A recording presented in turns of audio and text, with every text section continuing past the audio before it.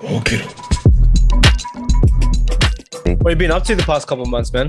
Not a lot, to be honest. I was just trying to sketch, Yeah. sleeping. Actually, I've been sleeping more. Right. Well, that's good. We need sleep, man. We need sleep. Sleep is important. Yeah, but sleep late, but sleep till. Actually, I wake up like, how's it? Like usually at 1 or 2 p.m. Wow. And I sleep at 5 a.m. or something. Wow. Whoa, that's a bit of a night out there. Yeah. Because I think my busiest time is like when I'm past 12 a.m. or something. That's like, you know, So when you say you're busy, is that your prime time of creativity, or it just happens to be that I wouldn't say creativity because like now, because it's been like being creative. It's like a work, like it's hard to maintain that kind of drive when you're creating something. Like, oh, I don't want to do this anymore. I just want to give up in the mid of it. You know what I mean? You know what I mean? Yeah. So I haven't been doing that because like it makes me feel like what is it? Like I just don't want to do it. Well, that's the crazy thing is I heard that when you don't want to do it and when you're bored, especially doing creative stuff, that is when your creativity is tested the most. And I guess that's how we build that habit, build our skills more, is in those times of boredom. Because it's the hardest part. It's the hardest time to do anything because we're not entertained and it feels like a chore to do, like even when we do any type of like design stuff, right? What are they, what's that saying? It's like the blank, it's hardest to work off a blank page. Yeah. That's it. Exactly, right? But it's when you start, that's why they say start doing something, write whatever, if it's just random words, if you're writing, draw random circles, draw whatever to get your mind starting to become active. And because the more we dwell on oh man, I'm bored, I don't know what to do, I can't think of anything, that's when it's like we're feeding our mind that energy already. And then that's how it becomes that chore. Like boredom is so necessary for creatives, man. So do you feel like you almost have to force it to, like, if you have that block or a writer's block or anything like that, you have to force yourself to put it into action, anything. Yeah, Jasper's right about it. Like once you start doing it, that's when it flows. But it doesn't happen straight away. It happens when you do it after maybe 5 minutes, I think. After 5 minutes or 20 minutes, I think, and then it should flow afterwards. But it's just that the first 20 minutes, I think, is the hardest part. It's like, you start doing it, and then suddenly like, I don't want to do this anymore, and then you give up. But when you said persevere, then you'll be able to get it eventually.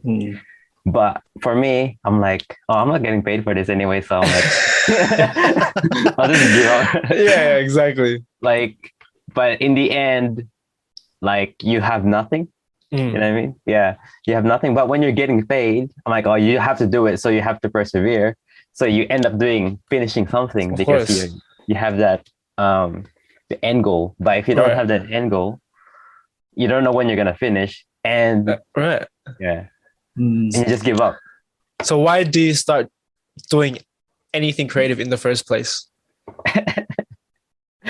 Right now it's because I get paid for it. So yeah, sounds good. That's good, right? Good. But but if I'm not getting paid, I'm like, what's the point? Like, what am I trying to achieve from this. And then if I'm just drawing, I don't know, like for nothing, I'm like, I don't want to draw. Right. Of course. Like you said, there's no purpose behind that activity, right? Half the time we do it to entertain ourselves because we're bored. So it's kind of like, how can we use those things so there is a purpose behind it? Yeah, exactly. What's the point? I think it comes to whatever activity that we do, you set an intention behind it. So as opposed to saying, I'm going to draw because I'm bored, I guess you could say like, I'm going to draw so that I can express a certain feeling and see what this piece can mean to me, as opposed to having no purpose behind that, right? So it's kind of like setting intention to whatever activity that we do. It's kind of like what it's pretty much like a monk mentality, right? Every action we do has a certain purpose. Other than that, what's the point of us doing it? And if that purpose is for us to give time to ourselves to relax, to have self-care, or to be entertained, be entertained by the action that we're doing. Right. So as opposed to me just drawing, oh man, I'm so bored, I don't know what to do. Like, let's see, like, I want to entertain myself in this action right now, in this creative moment. And then, like you said, you might not finish it, but you can come back to it and be like, what was I doing here? And then maybe I can fix it again. Like there's a lot of writers, some of them use like illicit drugs, stay up late, drink alcohol, and that allows them to create things freely without judgment. And then when time comes, they can come back to it and be like, what the heck was I doing here? What was I trying to do? Right. But there was an intention behind it. They intended to write something, to put words on paper. Right. I'm actually curious. Oh, sorry. I was just gonna say, I was just curious about, how these writers or these artists, they have these mental blocks, and so they do have these extra little things to help them get out of that those blocks. Do you reckon? What do you call it? What is the thing that actually stops you from? What is the thing that stops you from having that creative flow? For me, is neck pain. Back then, we're getting old, guys. We're getting... when you're drawing, you're looking down, right? And then you're starting getting the pain. I'm like, I can't. I can't last another hour. Actually, when I draw, I have my I think my hand started to ache up, and then I can't draw. Like I can't draw for long, so I have to stop after an hour or something. So I can't continue. So that's that stops me, but that's why I use right now I use like Illustrator or something to draw something. Well, with a pen, it's hard. Before I can do it for hours. So when you say for hours, you're doing it for 3-4 hours. So before I used to draw for I think usually 6 hours. Wow. Or more. That's straight? Yeah. Yeah, straight. Oh and my when I used gosh. to paint, I paint the whole day. So I only take a break when I want to eat, and then but the rest of them is just doing that. But now I can't do it because it hurts. Yeah, I can only imagine doing it for 6 hours straight. Yeah, hands are definitely gonna cramp up at some point. Yeah. Especially when doing animation, you have to do kind of like the same, motion. But right now I can't do it because the same motion will it's the same pain. Like, that hurts. That hurts again. Yeah. So maybe it's just an excuse right now, but I can probably use other tools to help me, but I don't know. So in this sense, your hurdle was pretty much just physical limitation. Yeah, pretty much. Yeah. Pretty much. It's not.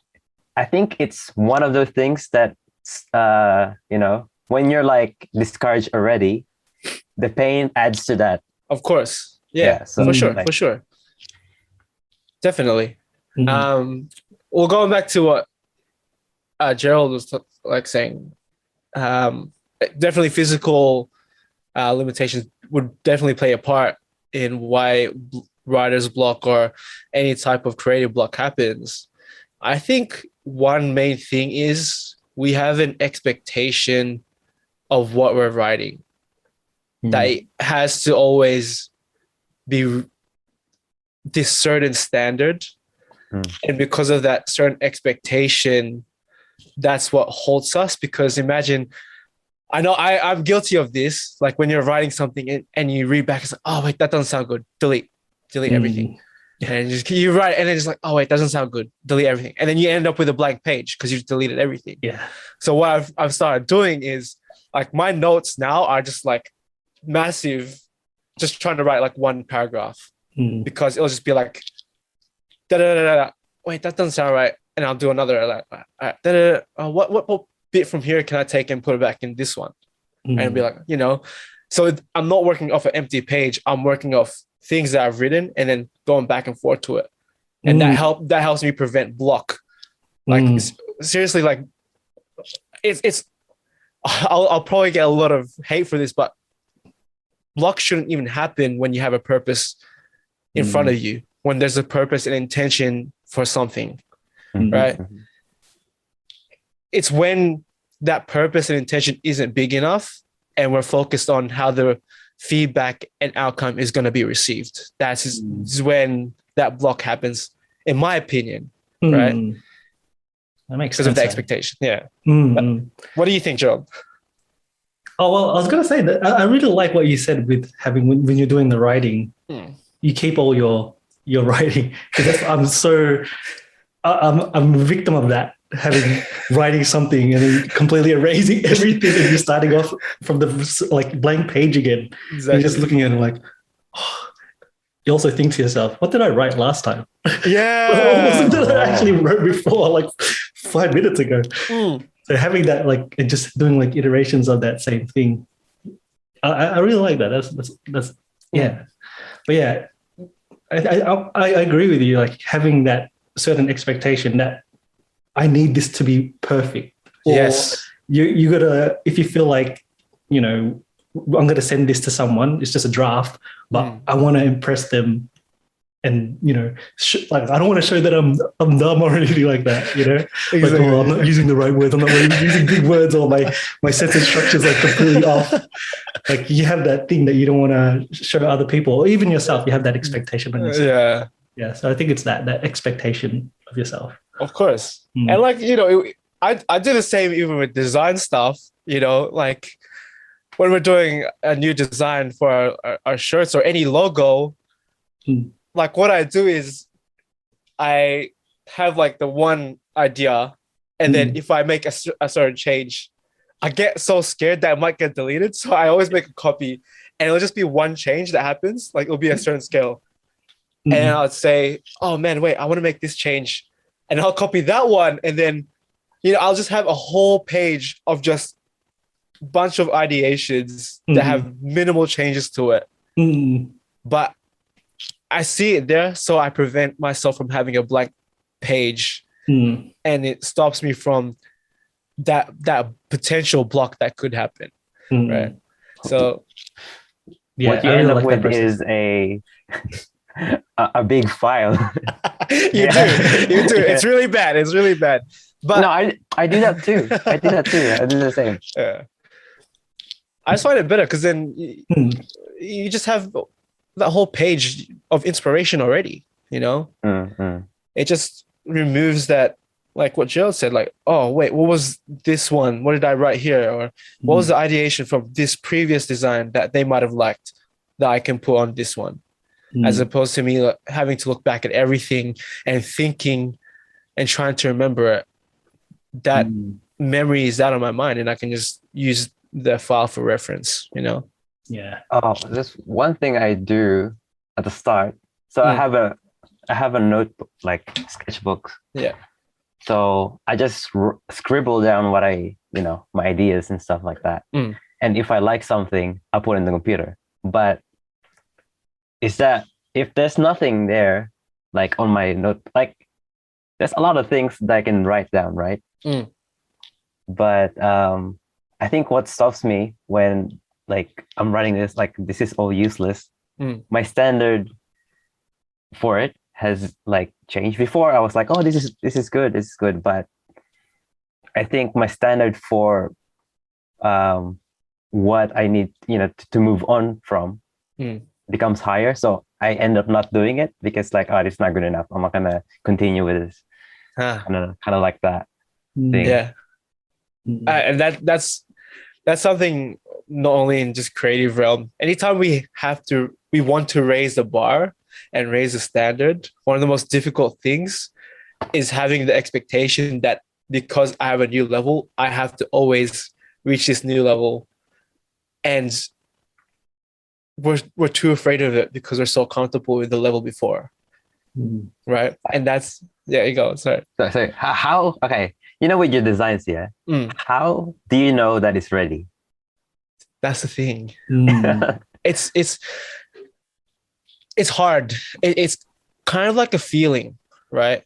It's an intuition for yourself. And it's good to have Gerald there as well, because then we can feed off each other's energies and feedback. So with the latest design we did, it was hard, man, because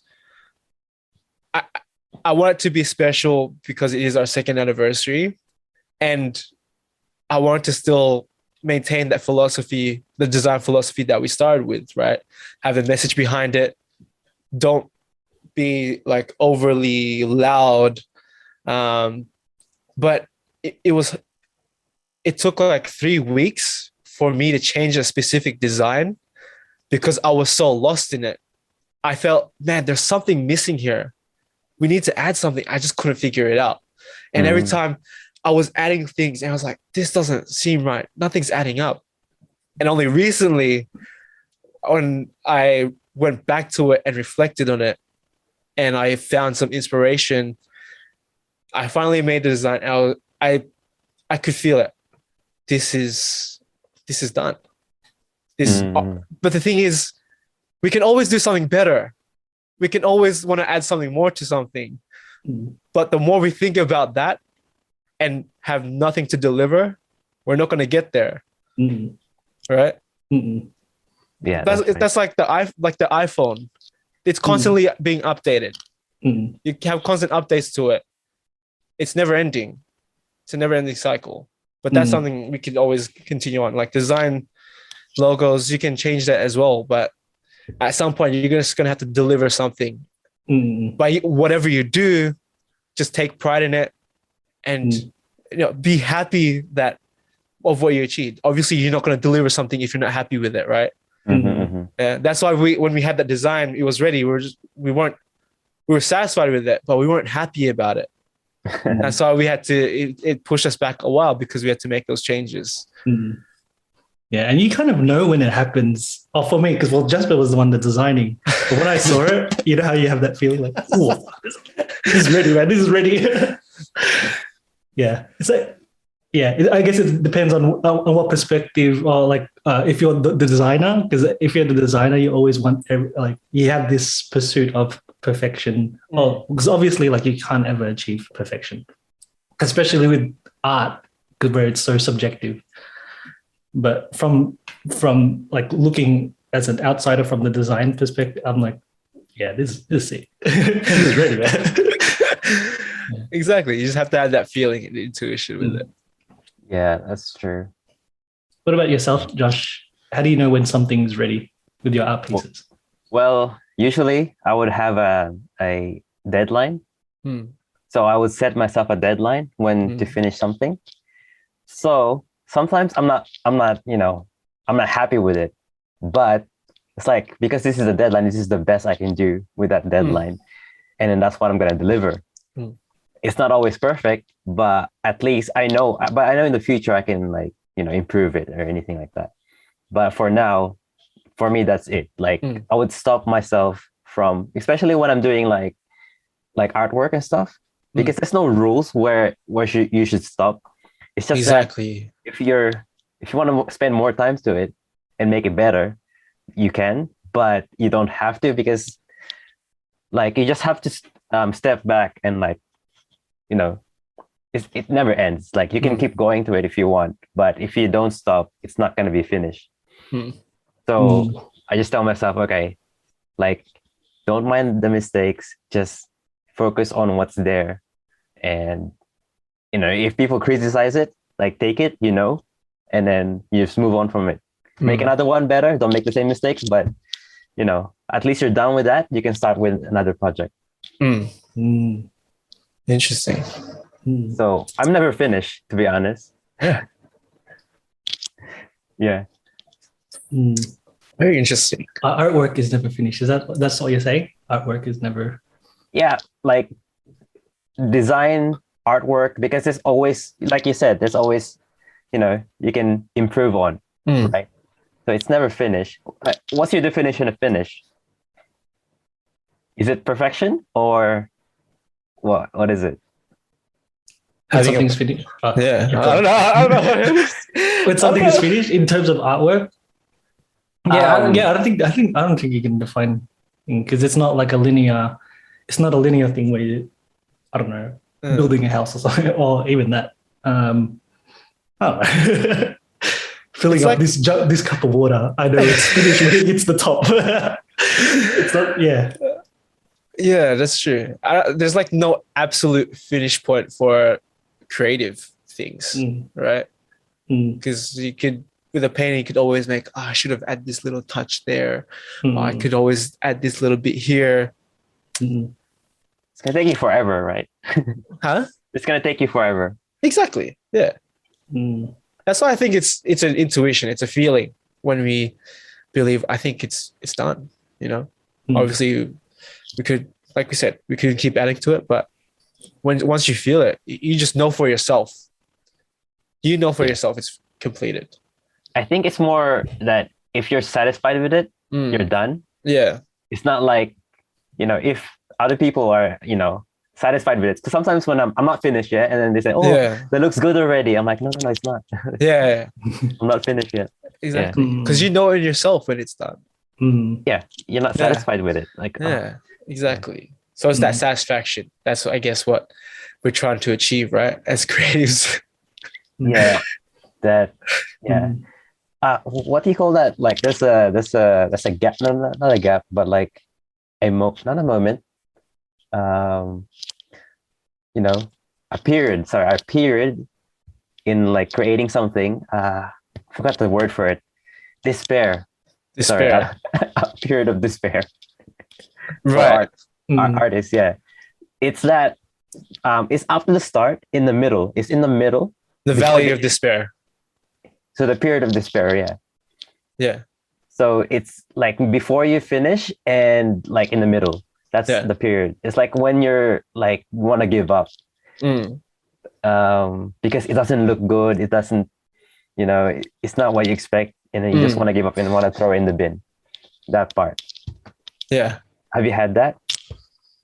I know what it feels like to be in the valley of despair. In like a business sense, right? So there's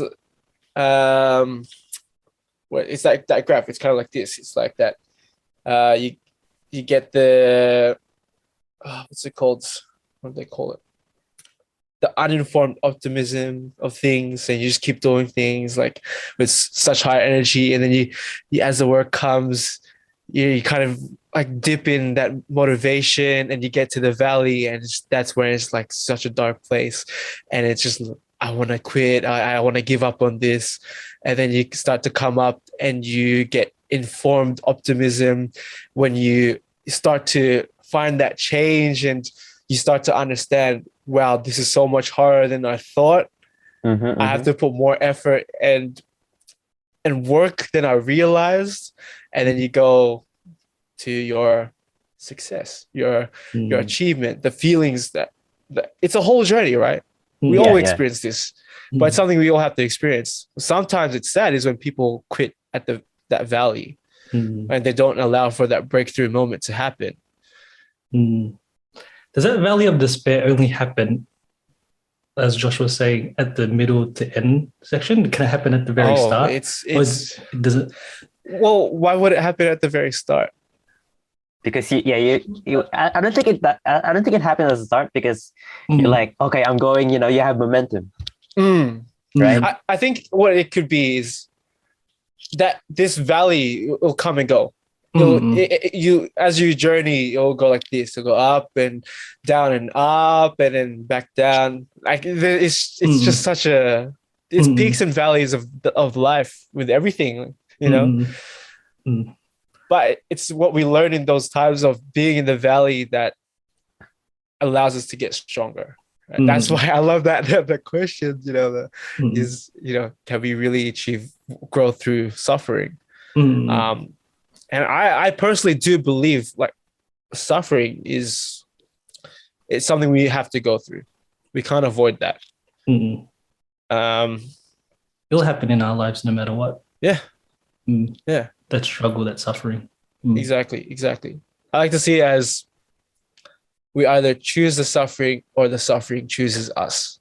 Right. That's why that purposeful suffering, if you put yourself in those situations when you've built that with intention. You're putting yourself in that situation. It's like what David Goggins does, right? He goes on freaking ultra marathons back to back with broken toes, and he still does it to see how much he can push his limits. And that's purposefully suffering for him because he wants to see how much he can go. He wants to see his full potential. I think that's fun, That's fun. Have you done like long distance running? It's not fun. No. What I mean is like pushing yourself. It's fun. Oh, of course. But not. I don't think I can do marathon with a broken leg, broken ankles, broken everything. Man. I think it's the feeling afterwards, right? It's like, oh, I've done it. I did it. I think that's the point, I guess. It is. Well, I think I also when we did that challenge, Gerald, I realized something. I hate running. I love the feeling after running. Yeah. Because let's say that one time I did that first time I did 7Ks straight. I got home from work and my knees and my whole legs are like gone. And I didn't want to go for the run, but I decided to go for it to see how much I could push myself. And I did that 7Ks, right? And that was it. When I got home, I said to myself, wow, this feeling is amazing. But I hate the process of running. I love the outcome. And that's why it comes to the point of having, do I want to reach the outcome? Do I want to fight for that? Or do I want to have an easy process, but it won't be as gratifying, and I won't be as satisfied when I achieve it at the end. Oh, I was just gonna say, what was the one thing that pushed you through that? So obviously we have that feeling at the end, and then the one that during that period, because for me, I was trying to tell myself I love this. I was trying to check out I love this already. And I really wish I read that David Goggins Can't Hurt Me book beforehand, because I probably was in the wrong mindset throughout the whole thing. That's why I really struggled. Yeah. But what was the one thing that for you during that run, even though you hated it, what was it that pushed you through? Okay, so with that, the words of affirmation that you were talking about, I had a conversation with my friend yesterday about this. And the things with words of affirmations, they're not going to work unless we believe it. If we say things in the hopes it's going to work, we've already had that disbelief in it. So for me, I didn't say those things. I was saying, man, my knees hurt right now. Everything hurts, but I'm going to keep on running because I want to be able to finish this run as best as I can. I know I might suck. I might not. There's gonna be periods where I might have to walk, and that's fine. But I'm gonna finish it. I didn't say I liked it. I didn't say I loved it. I just said what was the honest truth in that moment. And then I got to a point where it was like 3Ks, and I was saying to myself, how come I can still keep going? You know, why am I still running even though everything hurts? Right. And I started questioning myself, how are you doing this, man? And I realized I had to keep talking to myself to distract myself from the feelings, the physical pain that I had. So one thing I heard from one of my mentors, because he used to do ultra running, right? He used to do like 100K runs. And he was talking about, he asked someone who he saw as an inspirational runner, and he asked him, how do you get past the pain when you're having those things when you're running? And he said to him, like, I acknowledge the pain and I'm aware of it. And then I put it in a safe. I'll lock that safe, throw the key, and it's in a safe place. So it's really about acknowledging what is happening in that moment. We can't discredit what's happened. We can't ignore it, because when we do, it's always going to come back to us. And yeah, that's the funny thing with words of affirmation. I get it. Everyone's like, oh, just say these positive words and stuff like that. But I was telling to my friend, you know, you're saying these things, but why do you keep coming back to this worry? Why do you keep coming back? Why aren't you believing what you're saying? And I told him, you're not believing what you're saying because you only think that's what you want to believe. You're not acknowledging the moment right now. And then that's when you can say those words. All right, what am I feeling right now? How can I keep pushing myself? And the thing I was telling myself on those runs was, I just had a mantra that I kept saying over and over again. It was, I am strong. Oh, damn. No, you forgot. Oh my God, I forgot. Oh wait, no, I am powerful, I am strong, I am safe, and I'm guided. I'm powerful, I'm strong, I'm safe, and I'm guided. I just kept going. Like I felt powerful. And even those times I knew what mark it was, I didn't give up. I felt like I had more energy. Right? You imagine you're running like 7K straight, and then the last couple 100 meters you start sprinting that. Where does that energy come from? Yeah. So it was kind of just like, you know, why do I feel powerful? I want to complete this thing. I have this goal ahead of me. You know, there's just a lot of different variables for that. But does it always work when you do that? Or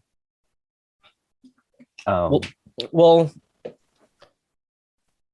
here's the thing. Sometimes those your days, it's not always going to be the same as the day before. So you have to remove the expectation of, man, I know I did it this day, like this speed, I got here this quick. I have to have the expectation of doing that again. And then when you don't do that, and you get there at a shorter time, or it's not as good of a run, you kind of self-destruct, you self-sabotage, because you had the expectation, oh man, I had to be here at this time. Man, why didn't I do that? I had to change it up and be like, whatever happens, if I beat my time, if I get a faster run, I'm just going to do the best I can. And there's no expectation. The only expectation is I give it my all. Anyway, do you remember when I was talking about the valley of despair? Because I remember this, I was doing this piece, that took me a month. Wow. To make. And in the middle of it, like near the end, it's like, oh, it's not looking the way I wanted to. And I just don't want to do it anymore. It's a big piece, and I can't just like leave it there. So I was like, I'll just probably sleep for now and then wake up. And I didn't realize what I was doing is like, I don't know what's gonna happen, like how good this thing is gonna be or not. I just know that I just have to keep going. Like I have to the next step. So I can only see the next step, and then that's what I'm gonna do. Mm. Like for now, I'm not gonna think about the end product, and I'm just gonna say, oh, I'm just gonna just paint this stroke. I'm just gonna do this, Yeah. and then we'll see where it takes me. And then I'll just keep going, and then before I know it, it's like, oh, I'm nearly finished. Like, and then it looks good. I'm like, oh no. Wow. Oh my God. Holy. So the same when I was doing my for example ab workout, right? Yeah. I was like, I have to reach 120, but then I was like in 70s. So I'm like, oh, I want to give up now. Mm. And then what I kept telling myself was like, okay, all right, I just have to do 70. I just have to do the next number next to it, like the next step. I have to just think about it, and the next thing I know, I'm in like 119. But you know, that's how I just have to think about the next step, and then I just have to do that, and then you know, and then eventually you reach the end. Yeah. And that's it. Well, I really want to come back to this because I had that same realization the first time I did that 7 kilometer run. I did have those affirmations with the first time I completed it. The first time I did that 7K run straight, I got to a point where it was like 4 or 5Ks in, and I started to get really tired. I wanted to give up, like physically. I was going to break down. But then what I realized, I always had this goal of reaching this certain point, but it was so far ahead. Mm. And every time I kept running, looking ahead, I felt like I was going nowhere until I said to myself, I'm going to focus on the 3 steps. 1, 2, 3, 1, 2, 3, 1, 2, 3, 1, 2, 3, 1, 2, 3, 1, 2. And then you realize, oh, wow, hold on a second. Wait, I'm here now? Like, this seems so far behind before. Mm. And I remembered I got past that point and I said, oh, wait, this point is only like 2 Ks away from home. I can make it straight because I know I can run 2 Ks straight, even though I'm tired.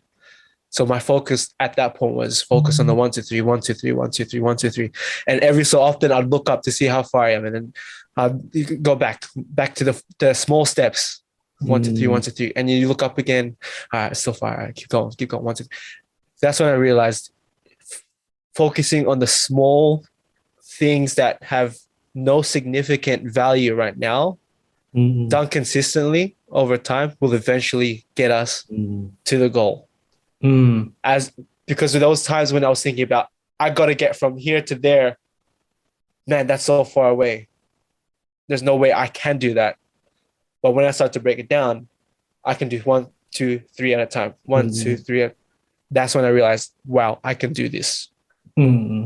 Just like you, 100%. with with the drawing, I had to do the one or the ab workout, one rep at a time, and then eventually I can get to the 120.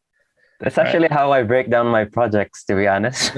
Because like I have to do one project, I have to do it within like a month, for example. And then I break it down to smaller pieces. Okay, I have to do this, and this, and this, and that. Yeah. And then eventually I'll get it done after a while. But it's just the small, like you said, small steps. Right. Yeah. That's it, man. Because in your mind, having to do, say, a marathon is like, I do a marathon? Oh, so many kilometers, there's so many things. But focus on just like you said, the 1, 2, 1, 2, 3 steps. I can manage that. Then you do another 1, 2, I can do that. And eventually you find yourself at the end of the marathon. Yeah. Exactly. Right. That's what it is. Isn't there a phrase for it? Like, what's that? Like, one step, something about 1 step and 1,000 steps. I don't know, I forgot. No, I think it's money. Like you can. There's no like something about $1, and I'm like, there's no. I forgot the phrase. I just like to think of it as you climb a mountain 1 step at a time. That's the easiest way I could say it. You don't climb a mountain, like one hill at a time. You climb it 1 step at a time, right? Like it's like the question is, how do you move a mountain? 1 pebble at a time. Exactly that, right? Yeah. That's what it is. Yep. That's the one. Yeah. Interesting. Well, all right.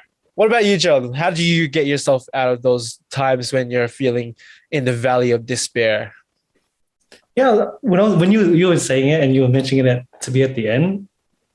So when I'm doing my creative work with video editing or anything like that, I always find it to be at the start for me. Really? Yeah, that's why I was like, oh, it doesn't happen because for Wow, that's me, interesting. normally my trajectory is like, oh, I don't know what to do with this. This is hard. Like, what am I going to do with this footage? What am I going to? And then eventually, the one thing that always gets me over the hump is like, okay, cool. I found this like mad song, Right. music or anything like that, or finding that one Mm. piece in your video that, oh, okay, this is gonna be the thing that's gonna push everything, and then you eventually like put all these pieces and I don't know. For me, I put these things together. I was like, oh yeah, I get hyped up about my the work a little bit more and more.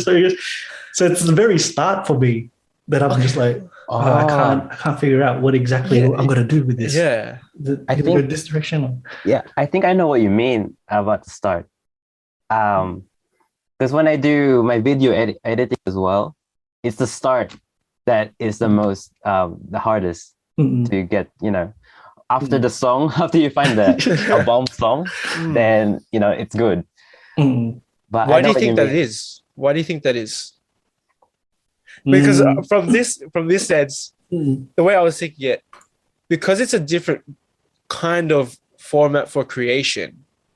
It's not like a drawing or a sketch or like an art piece where you can start with the rough edges and then that's your guide. And it's not like a writing piece where I can just put a bunch of words that have potential meaning. Whereas a video it's a hard piece because you have everything there already, but you have to put the pieces together yourself. I think that's where it's hard because you have all the pieces here, but you have to create that into one succinct thing. Whereas when you're drawing or writing, you're creating it from thin air. That's why I think that the start could be so much quicker, and then the valley is a bit harder. But then for you guys, the valley is like so much harder to start, and then it gets quicker at the end because you've already started to build the pieces together, and it starts to look like something. Yeah, I think having the pieces already, and then you're trying to put this puzzle together. But that's kind of interesting because I think with video editing, you kind of come in the middle of the project. Yeah. So the filming is the start. Even before that, all the brainstorming and all that stuff happens before. Yeah. And then the filming, and then you kind of come at the end because you're the editing piece that puts all the pieces together. So if you look at it in that way, you kind of are the middle and the end. Yeah. True. That is true. I don't know. Because you wouldn't have the images without you having to do the video at the start. Yeah. Or even the brainstorming and all the that. Brainstorming. Yeah. Sure. Interesting. So, I didn't think of it that way. Yeah, that's how you do it. So us guys here, we have creative backgrounds. What do you think is something creatives are struggling with right now, especially in these times? I think creating content, I guess. It's like every day it's the same. You don't know what, it's like if you're at home the whole day, there's nothing really interesting happening like that you can share or you can, have inspiration from. Therefore, you have nothing. I think that's a struggle. Or is it we fail to see what is exciting about our life? Yeah, that too. Because one thing I had on Friday, it was my birthday, right? And I just woke up and I was on the way to work. And I was like, man, I'm 26. Right? But then I changed the way I said it. Man, I'm 26. Like, it's the way we perceive the things that we have that can make our life more exciting. I was saying, man, I've got a business. I said, man, I have my own business. Man, I have a job. I'm working. You say it with that energy and excitement, and you realize why would I be complaining of what I don't have when I should be being appreciative and taking absolute gratitude with what I do have, you know? Why is it that people focus on the things that we don't have and focusing on the things that we do? What do you reckon is that? I think it's the easy way for when people say the negative part is it's an easy excuse for them to get away with the stuff they're doing. For example, if you're blaming, oh man, I don't have anything that I can do right now in this house. Yeah. I had it in my mind before when you were saying it, but now I lost it. Yeah, I'll come back to it. I hate when that happens too. Yeah. When you're talking, it's like, oh wait, that just clicks on, and then it comes to your chest. Like, oh fuck! Like when I was saying it as well, I was like, oh wait, what am I saying? What's my point? Yeah, what was my point? Hey man, that's why we have to try might stop that. I guess what you're trying to say is like it's a mindset that you're trying to take the responsibility away from you, not taking. Like, it's not my fault I'm like this. It's their fault. Like, and then therefore I don't have to do anything about it. Perfectly said, man. That's what I was trying to say, bro.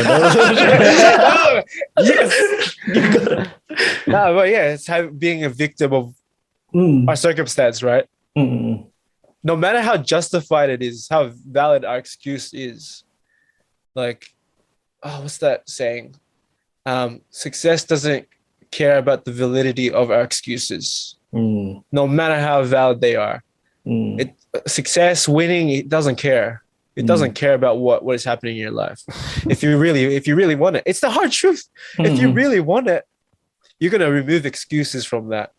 I think taking responsibility is like one of them that you have to get over. Of course.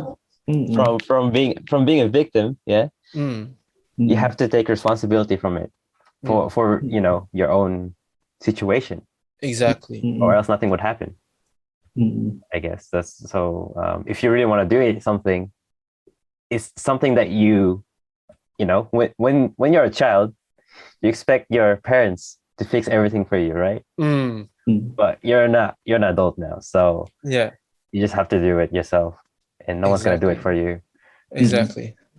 Well, that comes with how we're brought up too, yeah? Like, as you said, when you're a child, you expect your parents to fix everything for you. But there's this saying that I really love. I was talking to one of my coaches about this, and he was saying with his kid, she's still young, and he was telling that he and his wife were having a chat, and they're like, oh, we have to house-proof the house. Like, we have to child-proof the house. And then he said to her, why do we have to child-proof the house? Why don't we house-proof the child? It's that different mindset, right?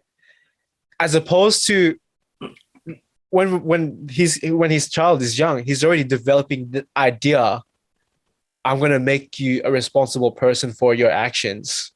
I want you to learn from your mistakes. But I'm not, you have to learn, like, you have to remove the expectation, I'll do everything for you. Because then you're going to develop into that person when you're older that everything's going to be handed to you, right? So it's having that mentality, even at that age, that I respect so much about people like that, because they're instilling it to their children at such a young age, right? Instead of babying them. Of course, they're going to, as their parents, they're still going to like take care of, make sure they don't do anything stupid that could potentially create harm. But they're going to be there enough that they can develop those skills and habits themselves. Remember, like, Jem in Sydney, when we went to Sydney, Gerald? We were having lunch, And man, his kids were like so young, and he was like, they built that trust that they could just go out and buy coffee, right? At such an age, we were just like, whoa, what the heck? Like, how old? Oh, she was like 8 or something. They were young. Yeah, they were super young, and they were so independent. Yeah, and they were thinking for themselves, and they had their own responsibilities, and that was so amazing, right? Isn't it like that in Japan, that like they allow their kids to go to school by themselves? I'm not sure. You don't know? Sure. You didn't know about that? Apparently, they the first when they start going to school, like I don't know how old, like probably like early, like 5. I don't know. What's the earliest? Like they can walk, and then like 2 years old. 30 years old, man. Yeah. You just see like children like in their uniform would go by themselves, like a group of children will go to school. No parents, no adults, and then they just go by themselves like that. Maybe yeah, like what you're saying, like allowing them to go through those things by themselves without you is a good thing. If you keep shielding your child from those things, then they won't know what to do when something bad happens without you. Exactly. Yeah, you become dependent on your parents. Yes. Exactly right. Yeah. That was the one thing that I really wish, especially because you have your parents, and then me being the youngest, I have my brother and my sister. I relied on them heavily for like, well, can you take me to school?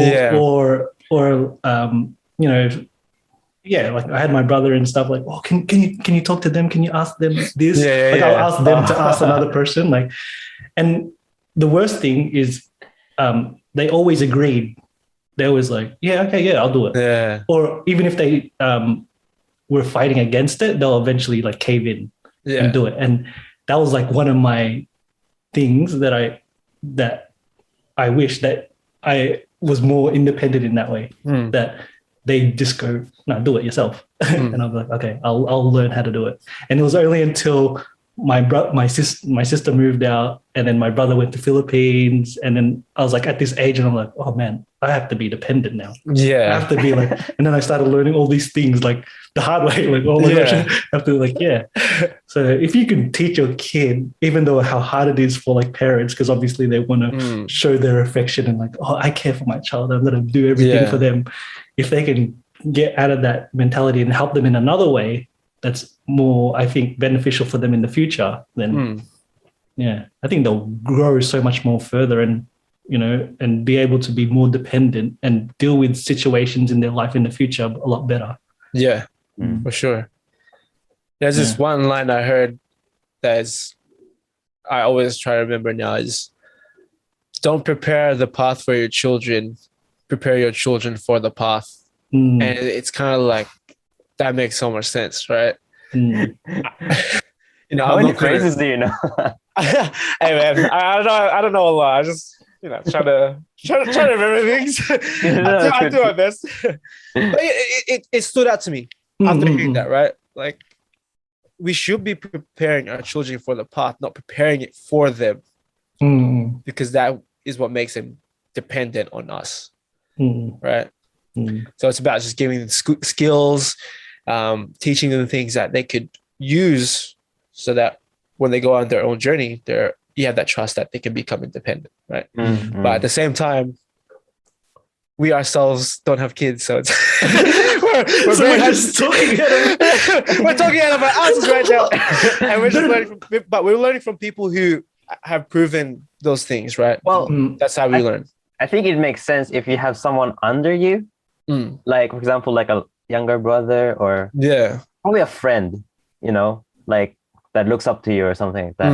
I mean, this can apply because or maybe your girlfriend or boyfriend or something. It's like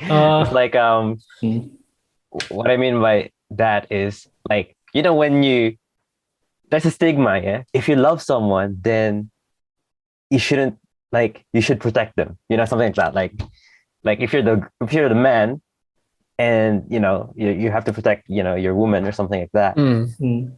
That means does that mean you have to shield them from everything, or do you teach them like how to defend themselves without you?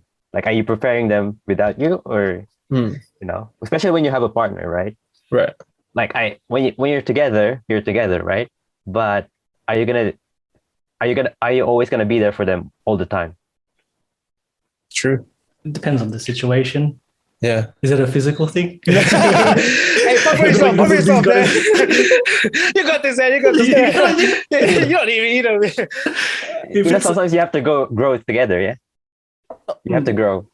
And if you keep protecting them from doing that, from all the things, they might not grow as a person. And then they might, like, as a result, rely on you more to do things for you. I think it becomes like that kind of relationship.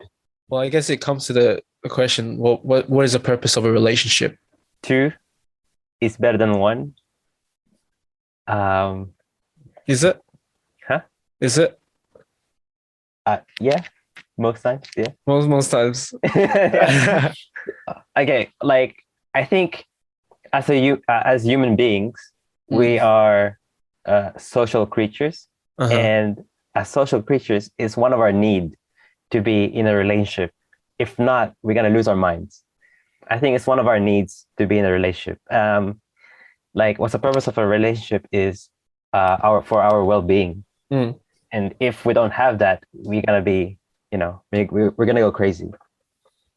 I think that's one of the because we were made for that, I think. So why is it sometimes people lose their minds when they're relationships? If they don't have any? No, I'm just saying, like, sometimes you have people who say, oh, just stay single, enjoy being single, don't get in a relationship. I think sorry. What I mean by relationship is any relationship, not romantic. Like, you don't need I think you can have a friend as well. Like, that's a relationship. Of course. So, but in a romantic way, I mean, I think you can last without but hang on. As long as you have the social bit, you'll be fine. That relational bit. So what you're saying is a relationship for you is just a social thing. A connection. A connection. As long as you have a connection with someone, you'll be fine. You'll be sane. Like, right now, if you're by yourself in your own room, sometimes, like, people can get by with their pets because they have kind of like that, relationship or something that, like, they can talk to someone, like, even though they don't know what what you're saying, but at least you have someone there. I think that's a need. That's a need. Yeah. Right. Of course. True. I think to be honest, I think without it, I don't think there's much of a reason to live. I'm gonna put it that way. We all do. I do agree. Like, we need relationships, but what is the purpose of those relationships? Life. I don't think I don't think life means anything without relationships, to be honest. Because, for example, your business. Yeah, what are you doing your business for if there's no other people? Exactly. It becomes nothing. But I think the purpose of our relationships we want to do is we want to create those communities where we can help encourage each other, create relationships that are of value for both parties and people in our worlds, right? What's the point of having that relationship if it's just there's no value in it at all? It's just toxic or just continually negative. There's no purpose there apart from just adding a hurdle to what we're trying to achieve, right? Yeah. You don't want to be in that kind of exactly toxic, environment. How did we get to this point? I'm just trying to. relationships, the purpose Yeah. of relationships, you know. Yeah, but we went from talking about creative stuff to children. That's how we got here with children. Right. Actually, I can tie it back to Ooh, creative stuff. Ooh. please do. So, you know how I said without relationships, your purpose, like life means nothing. Yeah. So when I'm drawing, what's the purpose? Am I trying to connect them to people? Am I trying to, express myself to other people? If not, I don't think my drawing means nothing, because if I'm just trying to express myself, right, that requires someone to look at it and enjoy it. If there's no one there, I don't think there's any point of doing it to enjoy it, Yeah. So that's how I'm gonna tie it back to the creative stuff. Right. But you're adding value with your pieces. You're giving people a certain satisfaction and intrigue and that conversation on what does this piece mean, or what was this person trying to do? If you think about what you're doing, why are you designing for, or why are you drawing?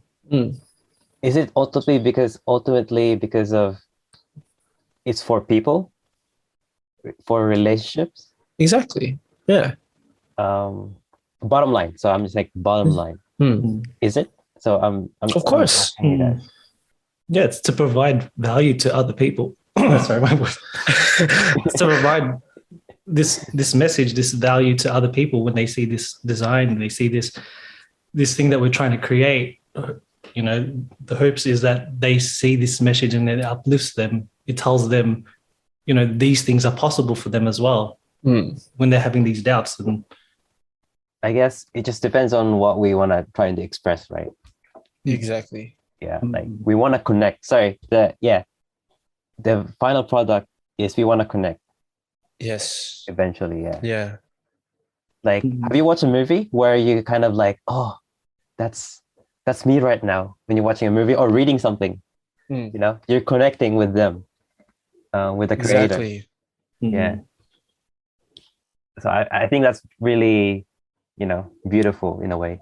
For sure. What was going back to that creative stuff? What's one of the pieces for you that has been your most one that you really connect with, and then you feel like that connected with other people? There was one piece. However, I don't know where it is now. Oh. It's probably destroyed or whatever happened to it. Oh no. It's I only have a photo of it. I don't have the physical. But the meaning of the piece was I'm rich. So I'm rich, basically. And it's like it's a field with mountains on the side, right? And into the sunset. So then there's a boy in the middle, like on the side, running towards the greenish land, towards the sunset. And you can see like waters, and it's like all green and everything. And then the kid is wearing like a sandal. I think yeah. Like what like as like a pulube. I don't know what you call it in English. Pulube. Just a singlet? A singlet sandal? No. A kid that a beggar. Looks like a beggar. Okay, right. Sorry. It looks like a beggar. And then like he has like ripped stuff like that. Like it looks like a beggar. But the title of the piece is I'm rich. So regardless of him looking like a beggar, he has the world around him, like that is like rich in like everything, like you can get whatever you want. And and then the message, like when I showed it to people, was like, oh. And then when they hear the title, like they understand that, okay, even though I'm not, I don't think I'm rich, like physically or with the stuff I in have, terms of money and in terms of money and stuff like that, possessions.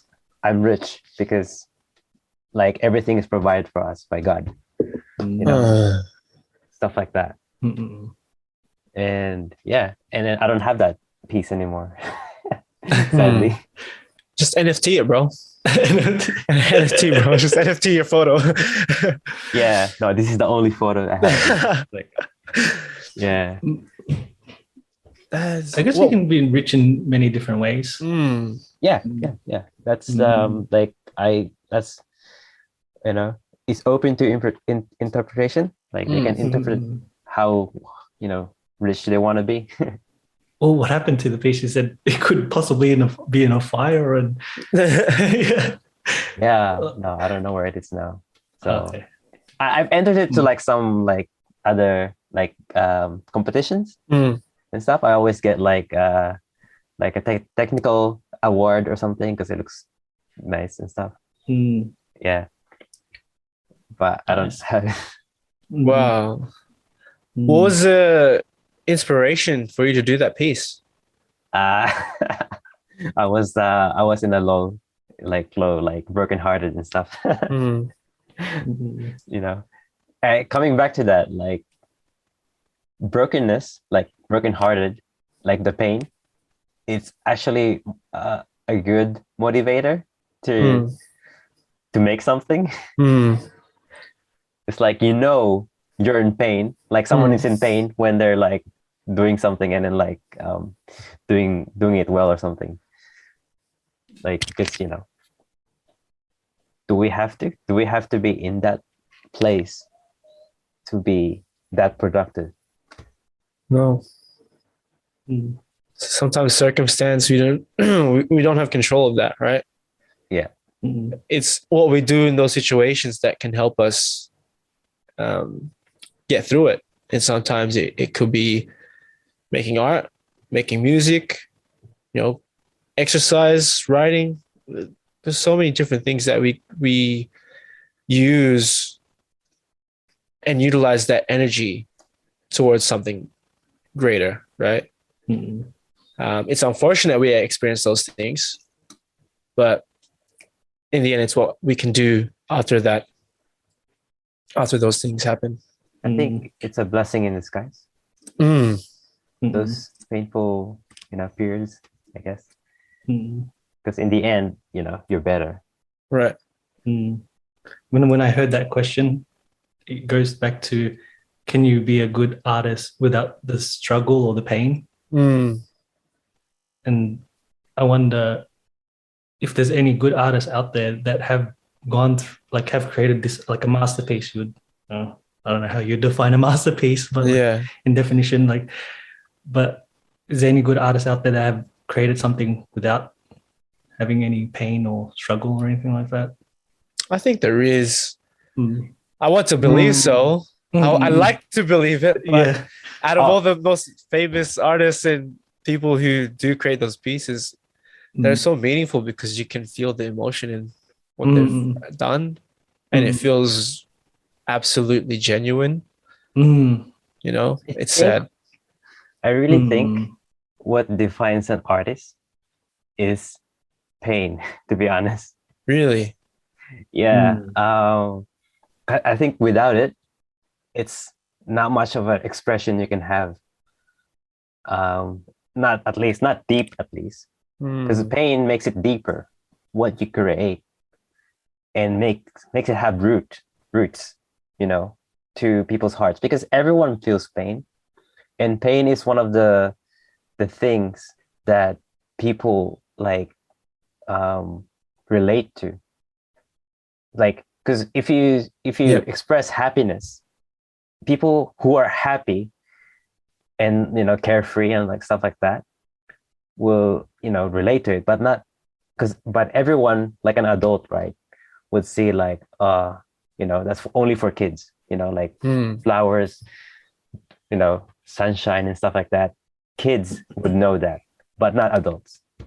I mean, they would, but like they know in reality it's pain. So you see a lot of like kids show would be like the shows that kids like are like very bright and sunny. But if you look at what we like adults, like we need more kind of depth to it. That's why we have pain and stuff. So it's more like a range of expression. So if you can, as an artist, if you can express sadness and happiness and pain, like in like a big range in one piece, then I think that's a good piece. Like, that's what I think. Like if you look at, I remember this painting by, I think it's Picasso. I'm not sure. I forgot. Is it Picasso? Anyway, it's called, like, it's a Spanish kind of thing. Something like the German bombed like a village, and it's a painting of that. And then you see like distorted figures and everything like that, and it's in like blue-ish kind of tint, and you see like how bad like the scene was, and it describes like how bad it is, and it creates like a reaction from who sees it, like whoever sees it, like, oh, what is this, kind of like that. If you can get some kind of that reaction, like, I don't know, it's almost if you feel that negativity pouring out of the canvas, just having that, and then it affects you yourself. Is that what you're saying? Yeah. Have you heard of anything like, for example, a poem? Has a poem or a song made you cry, right? Is it always, has a happy song made you cry? Yeah. Yes. It depends on the moment, but yeah, definitely. It's happened. Depends what you're feeling, right? Yeah. Yeah. It's like, it's the expression. As long as you can get that expression out, like from people, from your medium to people, like, I think that's what I would call like a good like piece. Not everyone would relate to it, but if one person, then I think you've done well. Well, I think we think that pain is an enhanced emotion, like Gerald was talking about before, how he said it's just so much easier to be negative and feel pain as opposed to feeling good, right? But one thing for me is I realized that most times now I don't really cry for the sad pain. I cry for like the happy moments, like when you see people who are succeeding or like they're doing something that they want to achieve. That makes me emotional because it's just like, wow, you're actually doing something amazing, That's the stuff that makes me emotional because it's amazing to see that people are pushing past that pain, pushing past all of the stuff that's going on for something that they genuinely love. I think that to me that's why when you said, do you cry like happy songs? Oh yeah, I've cried for happy songs, man, because sometimes you, depending on the lyrics, like what Joel said, in the moment, it could relate to me, right? I think it's I agree what you're saying. Like, what you're talking about is the contrast between the struggle and the result. It's always like that. Like there's like the pain, right? And yet this happens. It's like the contrast between them, the struggle, because you understand the pain, they're going through it, and then they got out of it, and you're like, oh yeah, that's happy. I'm happy about it, like that. I think that's beautiful. Like for example, like someone sacrificing their life to save someone they love. You're like, oh no, it's a happy ending for that person, but it's just that there's a trade-off to that happiness. It's like, and I think that's beautiful, like a nice, like if you can have that, that's what stirs emotion. You want to stir it, Right. Of course. To have like, a good, like piece or something like that. You want to stir them. Like if you can have a movie that makes you happy, angry, sad, depressed, and then bring them back to like happiness again. Like, oh, that's a roller coaster ride, you know? Yeah. Yeah. I think one of the like best movies would have those elements in it. Any creative piece, movie, song, they all kind of have that thing. A good piece anyway that has those emotions going up and down of happiness, sadness, you know, not the unknown and What's good about like video editing, right? You have the visual, the sound, and then the script. You have that like thing that you can like work with. Whereas you have a painting, you only have like one canvas. Yeah, exactly, to express all that. Right. For music, you only have the ears, right? Like the words and stuff like that. But with video, you can do all those things in one thing, right? Or movie. So do you think it's easier in that way, in that sense? I wouldn't say it's easier. I would say it's more, I would say more free, the way you express it. Like you can have more variation. Like I think you have more freedom to like choose what you would do, because like one part maybe the music is leading towards the emotion, and then suddenly you have like an image, a striking image with the music, and it creates like a big effect, like effective. I guess you can make it more effective, I guess, with all those things coming together. Yeah. I think with video editing, you have a lot of different elements that you can pull upon. Yeah. If you want something to be sad, you can change the color tones of the video or even the music, make it a little bit more, somber. So with you guys like creating this one single frame, it's so, for me, I can just imagine how you got to get that, like depict this emotion through one frame. But with us, we work with texture, contrast, those things like photography, right? When you have photography, you can use like contrast to communicate something. Even like what else? Like color and stuff. You can use those elements, but moving images, it's like photography 1,000 times. I don't know, like you have movement. Oh, sorry, a dimension. You have another dimension. Yeah. To work with. Which is pretty cool, I guess. Interesting.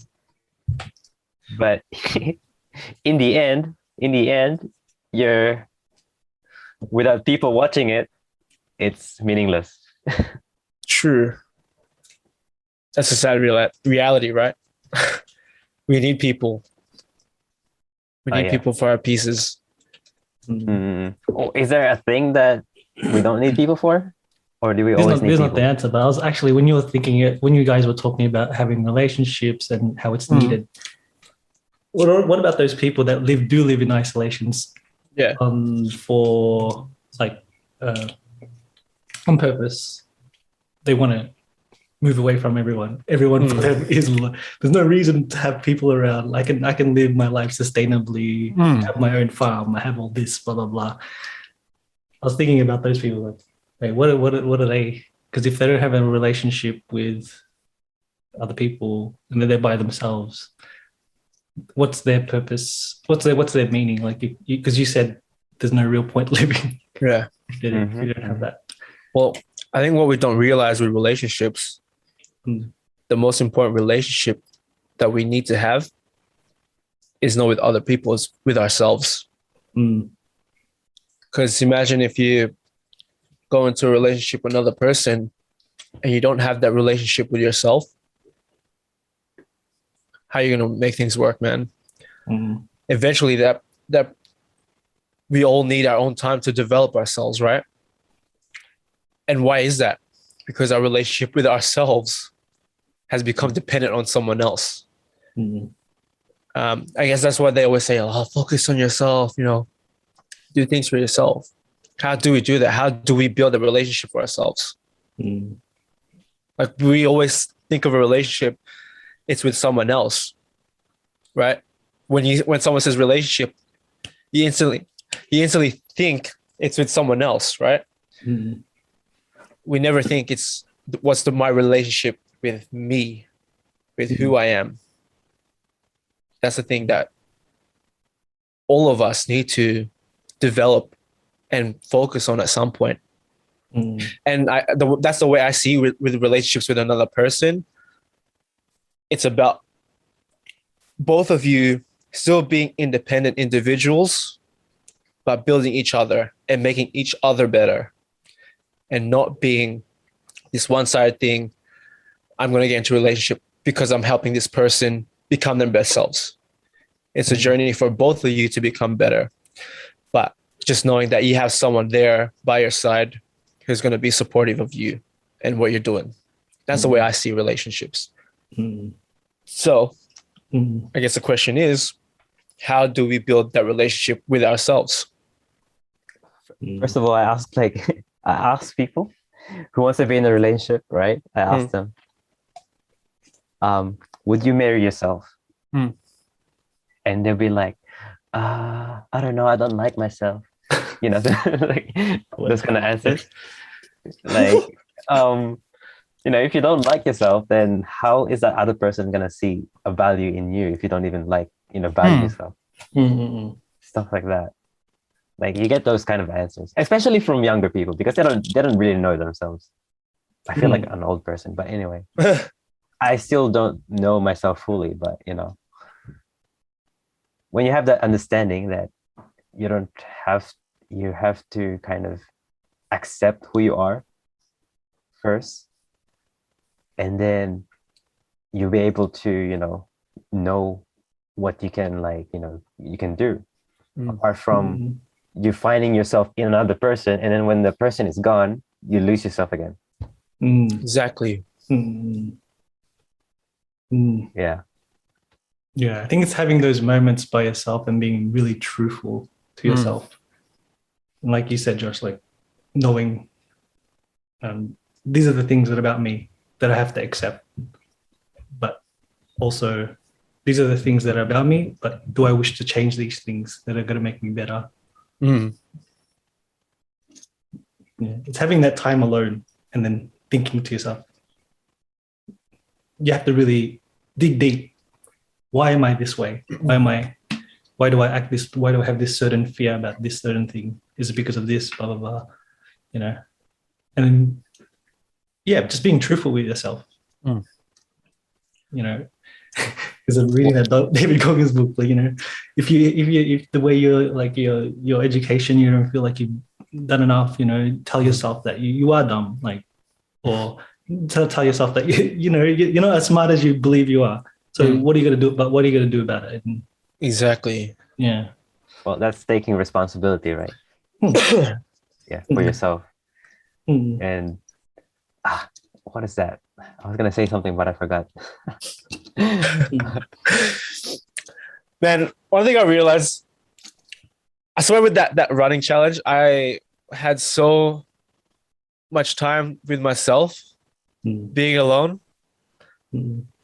And that's where I came to another realization was when you're alone running without any external, I mentioned this in the last episode, how when you're alone, that's why when I run and walk, I don't have headphones or anything. I get rid of any external stimulation, just me and the world, right? One thing I noticed is when you're alone, that's when you have your truest conversations with yourself, right? And it's hard sometimes because the conversations you want to have with yourself is the stuff you don't want to hear, stuff you don't want to accept. And it's something we have to reflect on and analyze. Why do I feel this way? Why don't I want to accept these facts about me? These words that I tell myself. But in those times, you have to be so so brutally honest with who you are. And that's the only way we can reach acceptance. That's the only way we can actually reach growth, is accept who you are, like right now. And if you're missing something, if you're lacking something, like Gerald said, like, what are you going to do about it? You know, what is the point of worrying? In that conversation, what is that? How does that go? Like, The what does it look like? conversations I have with myself, Yeah. sometimes it's kind of like, man, why are you so emotional about this certain topic? Why does it hit you so much? Why did you act that way before? Why did you do those things to yourself? And it comes to the point where you have to say, you really have to talk to yourself. Sometimes I do, like, I'll be like, oh man, I felt this way because of that. And why was it that feeling that made you do those things? You know, it's like you said, you have to break down those conversations, going back to the why, until you can find, all right, I don't know how to answer that question. And then you have those you reflect on that conversation, and you just, you sit with it as well. Like sometimes if I don't go on those runs or walks, I'll just sit down alone for a moment and just let those thoughts, whatever I'm thinking, come out, right? That's what like meditation is. It's you know, when you do meditation, sometimes they'll say like, oh, just focus on now, whatever comes, like whatever thoughts, you know, let them come and go. In those times where you're intentional about, all right, what's the first thought? What's top of mind that's coming in? You really look into it. You analyze, all right, I'm feeling this certain way. What is it about this situation that's making me feel this way? And what can I do to not feel this way? Or how can I overcome these feelings? What steps can I take?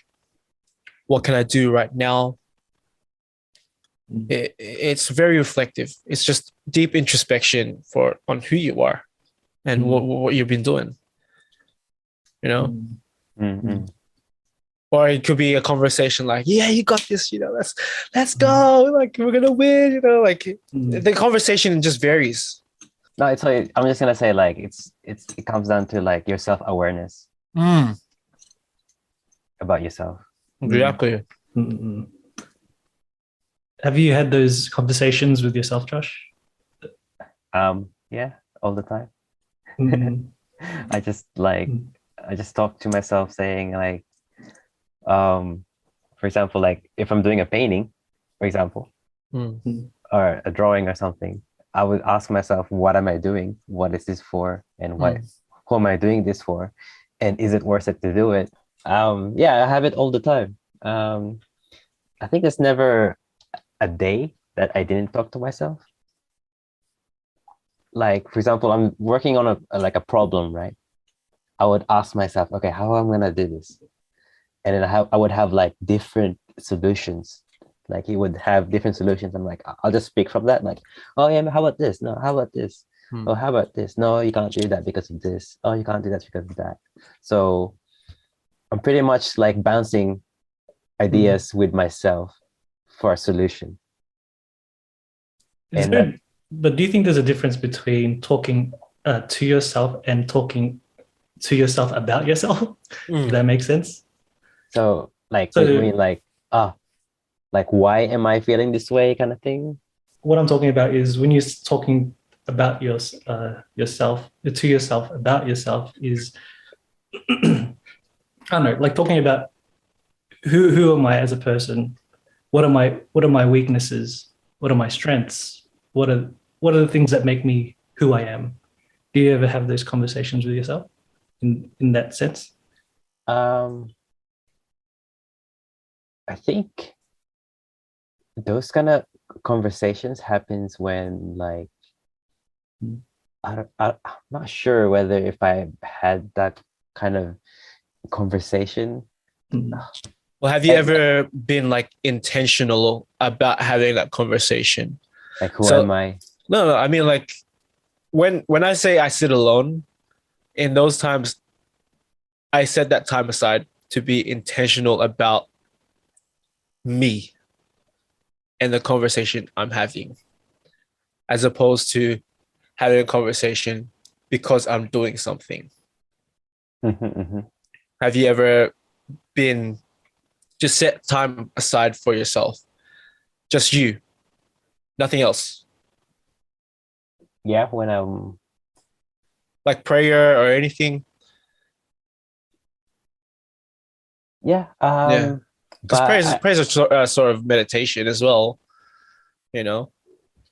it's like okay, like I think what are you trying to get at, like in terms of it's the self-awareness of being of being Mm. of being sorry it's like without it's like your consciousness being conscious of your consciousness kind of thing. What conversation are we going to get to right now? Consciousness being aware of you. Because conscious about you being your... Yep. you know what I mean, right? Like No, I do. Yeah, I understand. Yeah. so for me, for my being, I don't know how I'm gonna put it in words, but having conversations with your being or your own like existence or consciousness is somewhat kind of a not, I wouldn't say magical, but it would be like as long as you're aware of of that and who you are, everything else, like everything that you think of, kind of anchors from it, like who you are anchors from it. Because without that kind of being yourself or the very definition of you, of Jasper or of Gerald or of Josh of myself, is anchored to that. And as long as I don't think it has like a solid kind of shape that you can like say, okay, this is that. It's more like I think an assurance of because you are thinking, therefore you are who you are. If that makes sense.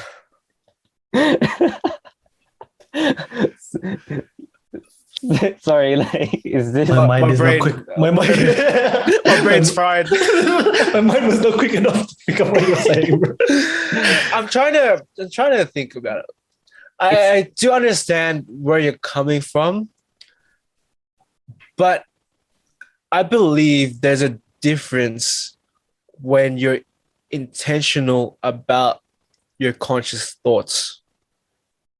Because there's a difference between me doing something and then I'm active and then I'm thinking and having those conscious conversations. I feel like there's a difference because I'm being stimulated at the same time through a certain action. Whereas as opposed to me just sitting down for a moment of time and being laser focused on who I am holistically and really understanding who I am. That's why I believe when you're alone with your thoughts without anything, your truest consciousness will talk to you. Because we're so filled with distractions these days. And those forms of activities, they are kind of a distraction, right?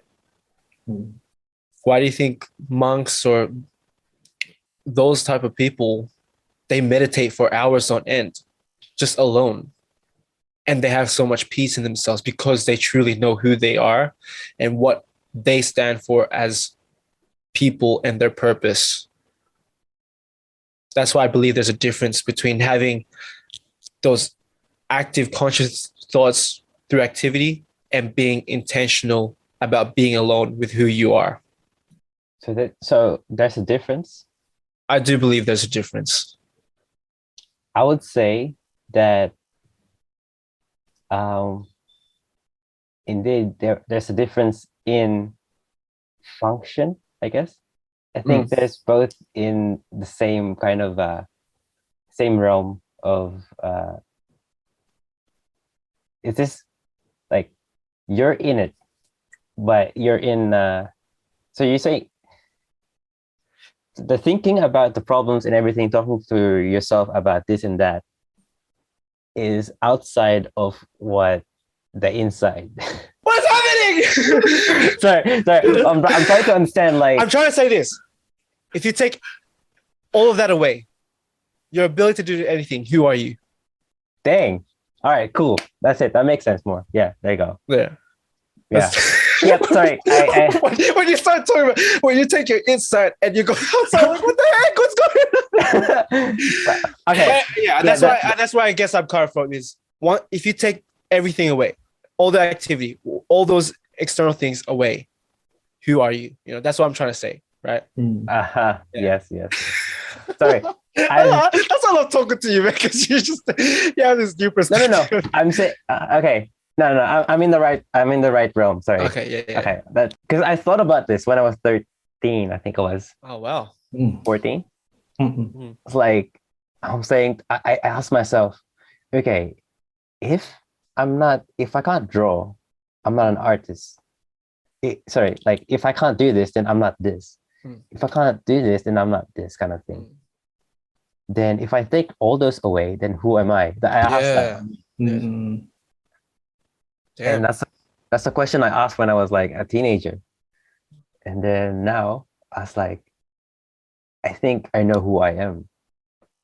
And it's not something that I gave myself a name for. Like it's who God gave me, like who he said I am. Because for me, my consciousness, right, doesn't come from me. Like I'm not created by me. I'm created by someone, and that someone has know who I am. Therefore, who I am is who he said I am. Make sense? I don't believe that your own consciousness can know itself by itself.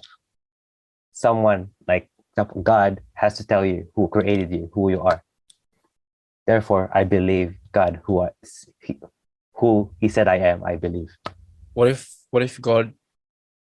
those thoughts and that thing that's speaking to you when you're by yourself is God speaking to you?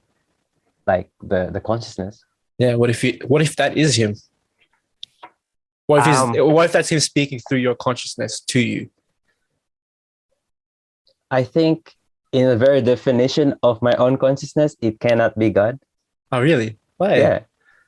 Because I am my own consciousness and I am not God. I'm not saying that you're God. I'm just trying to say, what if that's God trying to communicate to you through your thoughts?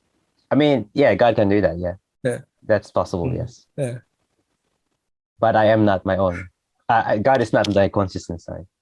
Yeah. Yeah. I never said he was your consciousness. I just think what if you could use it as a tool to communicate to you? Yeah, no, I'm just making it clear for of course. Confusing. Yeah. So yeah, it could be God. God can also do that. Yeah. So for you, you place a lot of trust, all your trust in God, pretty much. Pretty much. Yeah. And that's how I ended up with who I am. Like if you, I don't know what your resolution after your meditation of that is, but that's my resolution. Putting your trust. For me. When I go to that kind of stage, when you said about meditating about, by yourself. Yeah. Because I'll tell you what happened after that. Okay. Once I realized that I don't feel, there's no pressure to be becoming what what any other people will say about you. It's only the only opinion that matters is what God says who you are, kind of thing. So how does God talk to you? Sorry? How does God talk to you? Through anything. So I don't say like anything like it's like to be honest, anything, any means that he can, as So it long can as be it a doesn't. sign. It can be your consciousness. It can be. But as long as it doesn't contradicts what he said in his revelation, that kind of thing. Because you have to have the knowledge of who God is before. Sorry, you have to know who God is first before you can know his voice. If you know what I mean, like you have to have that kind of communion first. So, for example, how would you know your mom's voice if you haven't heard her voice in the first place? If you haven't known her, for example, like when she calls your name, how do you know it's her? How do you know what God sounds like? Morgan Freeman? I am God. Oh, that's a pretty good. No, yeah, I just see where it comes from. I guess it comes back to you, what you want to believe, right? Yeah. What I want to believe, or is it what is? Doesn't make sense. Could I ask so have you, this is a personal answer if you know, but do you feel like God has spoken to you and he communicated to you directly? Directly, yes, but not in a way that Morgan Freeman would would Joshua. No. It's not like that. It's more like, it's not something you can describe. It's something that you can that you know already. Like it's not much I can say that I can describe it as, apart from it's not how we speak today. Like it's not how we commute like with each other. Like I hear you, my ears, physical ears, and then it's not like that. It's more inward kind of thing, from in and out kind of. I don't know if I'm making sense, but it's, if there's an allegory, I would say, if back in the day they don't know how, it can't. It has to be the dimension stuff. Like it's like you don't understand the next dimension if you're not in that dimension. Yeah. So the follow-up question: so how did you know it was God that was talking to you? Like as I told you, like if you know his word, like his revelation, which is like the Bible itself, then you'll know who it is, like speaking to you. Once you know that, like first you would need to have that knowledge first, like or else you wouldn't know what's the difference between this and that. Like for example, when you're a child, like how do you know your dad is not your dad? Like, how do I know my dad is not my dad? Yeah. What? My dad is my dad. That's why he's my dad. What do you mean? How do I know my dad is my dad? How do you know or your mom. How do you know your mom is your mom? Yeah, how do you know your mom is your mom? DNA. DNA test. They're the ones that care for you at the start. They're the ones that. Yeah. Yeah. It's through experience.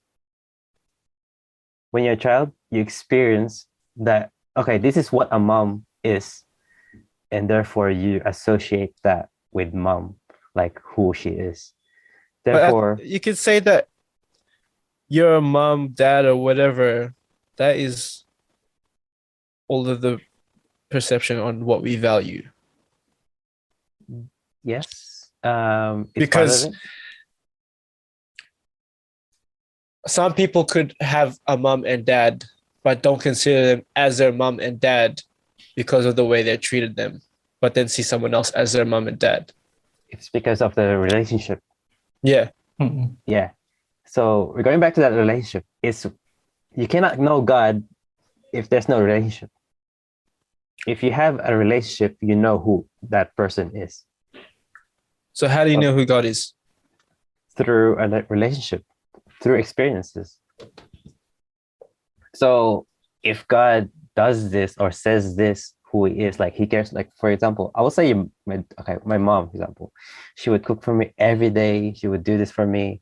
She would do that, and she would love me, kind of like that, right? And then there's a connection. There's like that communion and love and like back and forth kind of thing.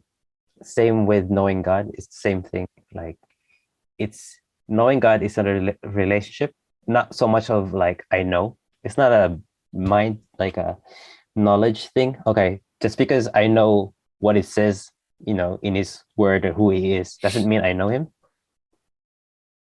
Right? You can know a lot of things about, for example, Justin Bieber, but you don't really know him personally. Yeah. Yeah. You can know a lot about a person, but you don't know them personally. It's not the same. I can know. So in this sense, the relationship we have with anyone is what we believe it to be. Yes, I would say that. Yeah. Because you could say the exact same with you, like, or with anyone who studies the Bible or scripture. Just because I've read it doesn't mean I know God. Yeah, pretty much. Yeah. It's So, something we create for ourselves. What do you mean by we create for ourselves? So how do you really know what? It's a relationship that you believe, right? Okay, so With God. how do you know if that relationship is real? Is that what you're asking, or? Yeah, I guess. Let's go with that. Okay. Yeah. How do you know any relationship is real? You communicate with that person. If there's no communication, if there's no feedback, then there's no relationship. How do you know when God is actually talking to you, though? Because then we could consider anything as a sign from God. But is that really God speaking to us? No, you can't. You can't say that like. So the only way to know that if you're speaking to God or not is whether you've experienced Him Himself at the start. How did you know you experienced God, though? So experience comes from knowledge, right? So you have to have knowledge first of Him existing first before you know you can have that relationship, or whether you can have anything actually. Like you have to believe your mom exists before you can have a relationship with her. So what I'm trying to say is it just comes from belief, what you want to believe in. Faith, experience, life. Like it's not just belief. I wouldn't say it's just belief, because if you heard of faith before, you heard of faith, right? It doesn't mean like there's blind faith. Blind faith is just you just believe without any proof or evidence or any reason to. And actually, the actual meaning of faith is with evidence. The reason why I believe with evidence. So the reason why I believe that the sun comes up every morning is because I experienced the sun the day before that it went up, and then it went up again the day before. Therefore, tomorrow I can believe that the sun can come up the next day. Or how I believe, I have faith that a pilot. I have faith that the pilot have went through training to go to fly school or plane school. Even though I have never met him, I have faith that the pilot can fly the plane safely and not kill all of us. Like, would you think it's blind faith that I just believe that even though I never knew that person or no evidence that this person has taken all the necessary steps to become a pilot or something? It's just because through experience, the pilot means they have done this. Therefore, I can have faith that, like, how do you know, for example, your girlfriend's not going to cheat on you? It's because you have faith in that person in your past experiences that she's been faithful to you. Therefore, you can confidently believe that she will not cheat on you in the future. And then I would connect that with God, like, therefore God, because of what I experienced God to be in my life, whether he said this or not said this, is through experiences. The same way God exists, like that. Does that make sense? Fair enough, man. Does that make sense? I understand what you're saying. Yeah, I understand where you're coming from. I understand, yeah. Feel free to ask, like, So I'm guessing we never really know. We just have to have faith. I mean, I would disagree with that. Why? I would disagree with we never really know. I think we never really know. We just believe it's what we want to believe is true. I disagree with we never really know that point there. But we want to believe what we want to. I can agree with the belief we want to believe, but I cannot agree with we never really know, because in this case you can know through the experiences that you're talking about. Okay. Exactly. So, but what you're trying to say is, without, like, not knowing, is whether in the future, because, for example, your girlfriend or wife, you don't know whether they're going to be the same person they are the next day. But for God, it doesn't really apply because it doesn't change. So therefore you can trust in that forever. Okay. It's such a deep topic, and there's a lot of things to unpack in terms of, because we can always go back and forth on this topic. Sorry, I'm giving you like a concise kind of short answer to it. What's your long answer? What's your long answer? My long answer is, let's prepare for a year of talking about this. A year, or maybe more than that, because people are never going to understand it once, if they don't know, like, because there's a certain step that you have to go through for you to understand everything about it. Like,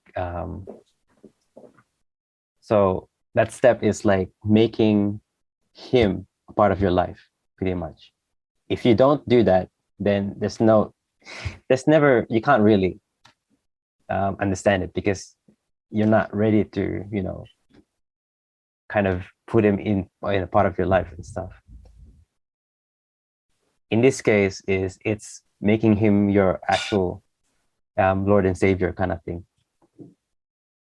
And you cannot have that if you don't do that. The first step is to drop kind of your belief, your former belief, and accept a new thing. So pretty much, like, you cannot it's like in the Bible it says you have to believe, right? But it's not just that. It says you have to repent. but you have to believe first that he exists, and that, and that and everything, and you have to accept his offer of life, kind of thing. And once you've accepted that, you're regenerated, you become a new person. Therefore, you can get rid of the things that you couldn't get rid of. This is more like a spiritual thing, because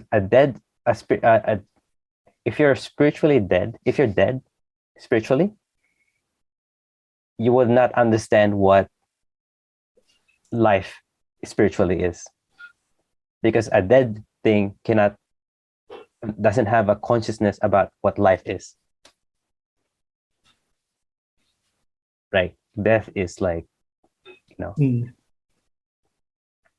When you talk about death spiritually, you're talking about atheism.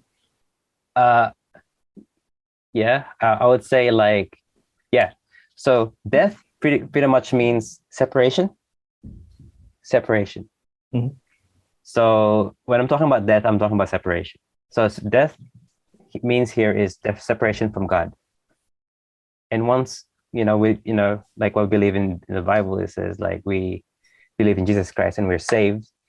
God gives us that life. Therefore, we are born again, kind of thing. That's the terminology for it. And once you're alive, you can now commune with God and have a relationship with him. But you cannot understand that communion if you don't, accept that life that he offers, which is found through the knowledge, like was given the revelation in the Bible, that's why the good news, the gospel means good news. Basically, it's a good news good news, we are able to go to heaven through God, through him. We're not going to hell anymore, because this is the good news that we have a way out. That's the good news. And when you accept that, you can have that communion. That's why people pray to God directly, not through priests and stuff. Before, back in the day, like in the Hebrews time, they would have a temple, they would have a sacrifice, and they would have all this kind of like stuff that they have to do to like cleanse their sins and stuff. But now all we have to do is, if we believe that Jesus Christ died and rose again on the third day, then that same life that he had, that he has offered us, that caused him to become resurrection again, will be with us as well. He would have that same power. So therefore we are alive again spiritually now, and in the end of days, live again physically again. So that's the hope that we have in Christ. Spirituality is like you have parts, of your life. Like you have the physical. What else? What do you have? Like physical, spiritual? Is it only Spiritual, physical? mental, Mental. emotional. Only emotional. Only four. Is it only four? Sorry, I'm just saying your well-being involves spirituality. Your well-being. You can have all this stuff, but spirituality will have that question of what's the purpose of life, and who what I'm doing, what am I doing here, and stuff like that. Mentally, you cannot really answer that mentally. It's just like your emotion, what's happening in your head and stuff. And emotionally, that's also part of, you are like, what you're feeling right now, like what's, you're reacting to what's happening. And physically is how you react to the world, like physical world. But you have this other stuff that's spiritual, where you can, that goes beyond all those things. Because you're not just a physical being, you're also a spiritual being as well. So you need that as well as a person. And a part of that's why prayer and meditation can be two the same things, because they can they involve kind of because in your mind you're praying at the same time. When you're praying, you're involving the spiritual kind of side to it. Anyway, that's a big topic that yeah, A big topic in a nutshell. in a nutshell. But going back to creativity, you do have a lot of things that you can express through arts from that, I guess. Like, how do you express love, for example? What is love? Yeah, how do you express love through, like, for example, a painting or music? Well, what is love? What is your definition of love? Oh, can I ask you? Can I ask you guys first? What is love? What is love, baby?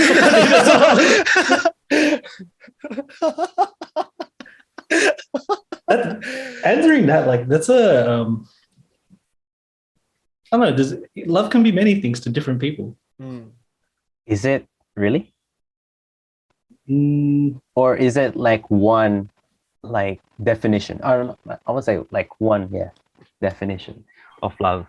Because if you keep moving the definition of love, is that really love? Just because there's multiple meanings, so it doesn't mean you yourself keeps moving it. Yeah. So does that mean the meaning of love is something that doesn't change? it probably doesn't change for yourself, Yeah. but the meaning, So what would that difference be? it's just different experiences. So how we perceive what love to be is, for me, is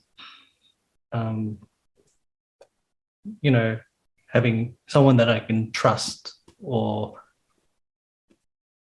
I guess it depends on your values, what you hold valuable to you, and then you put those things in. Okay, this is what, if this person is able to hold those same values, and I don't know. I would I think you're say robotic again, Josh. I am Optimus Prime. I am Optimus Prime. All right, let me just try again. I think love is linked to truth. It's not separate. It's linked to. It's like together. You can't have, if you don't have truth, love is not possible, kind of thing. I can already see this going to such a deep topic. There's no simple answers with Josh. Josh. But yeah, do you think so? That's what I think as well. That's what I think. Without truth, there's no love. The possibility of love is zero. What is truth?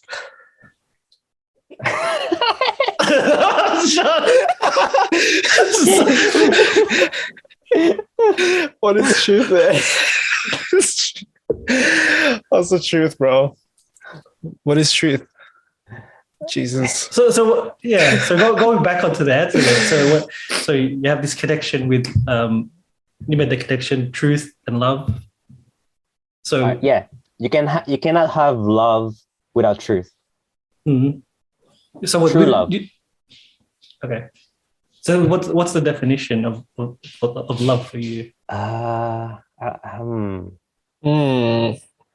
think my definition of love would be, because love is truth and truth is love. And what is truth then? What is truth? Love doesn't include evil. So it's good. So love is good as well. Oh, okay, I got it. Love is the culmination of truth and goodness. description of it. That's what you believe love is. Truth Yeah. and Goodness. goodness. Oh, sorry. Three. So we'll make it triad. Sorry. Wait, it keeps The Holy changing. Trinity. I don't know if he knows what love is. Good. Definitely. Love is good, true, and it is in it's will, free will. So you cannot have love without free will.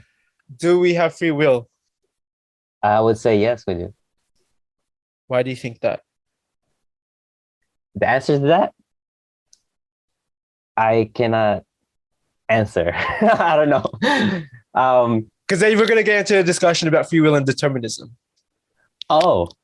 And then Okay. you're going to have, we still have truth that we need to.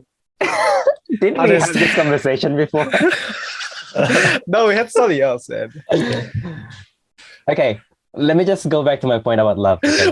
Bro, we're overcomplicating love so much, man. No, it's not complicated. It's not complicated. Why? It's simple. Why is it what it means? All right, simplify it then.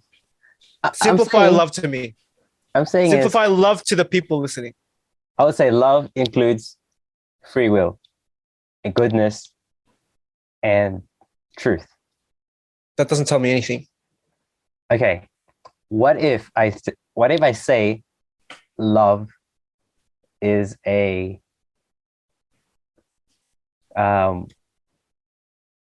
combination of things That doesn't tell me anything. together? It doesn't tell me what love is. It's so ambiguous. It's too ambiguous, and that's what makes it so complicated. Okay, fine. How about we start with what is not love then? I'm trying to remember how did it lead to this? What is love? What was the question before that? Oh, the question was how do we express love through creative means? Okay. Remember? Was it? And then Okay. Jess was like, "Oh, what is love?" It's not my fault that we went here. Yeah, no. I'm just trying to remember what the question was beforehand. Yeah. No, sorry, go on. yeah. There's no. Right now. I don't think I have a concise answer of what is love is, but all I know right now is you cannot love without choosing not to love, and you can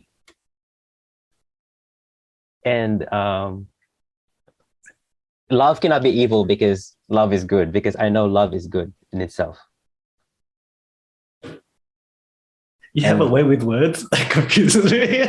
Far You out. can love without having. What did you say it again? You can. So You can. You cannot have love without love. sorry, Without not choosing. you cannot have love without choosing not to love. Without choosing not to love. Okay.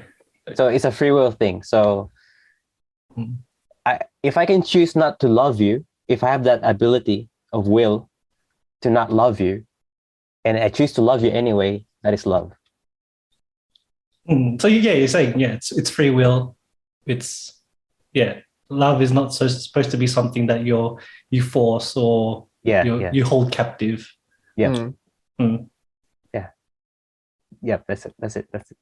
Mm. And would you define love as good or bad? What is good and what is bad? Because that's subjective too. What is good, what is bad? Yeah.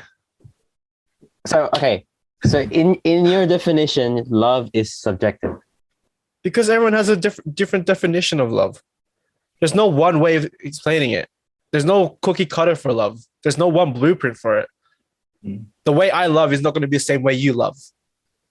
That wouldn't be that expression of love would be varied. Expression of love is varied. So we all know expression of love is varied. It's you can express in different ways, but we're asking what is love itself. What is love? What is love? Yeah, if I can express it in a poem, in a Do you know the music. Bible's definition of love? Huh? You know the Bible's definition of love? Oh, there's a definition. What's the Love is- Bible's definition? Okay, let me just get it out. Wow. I just remember love is patient, love is Yeah, kind. that one. That's the one. Yeah. You got it. I think Oh no, I don't know. What that's the no, that's You gotta remember. that's the one. Yeah. Yeah, But, but I don't know I don't know the whole thing. Oh, you want me to find it? Okay. please No, okay. rise. Please rise. All right, Please rise guys. before- We're having Bible study right now. Yeah, If you made it this far into the podcast, we are gonna have Bible study now. What is love? wow. Hey, did you expect it That's to be what I like lo- this? Of course I did. That's why I love talking to you. It's crazy conversations, man. Nah, it's gonna be very deep, you know. Because once you know, you know. But how do you know what you know?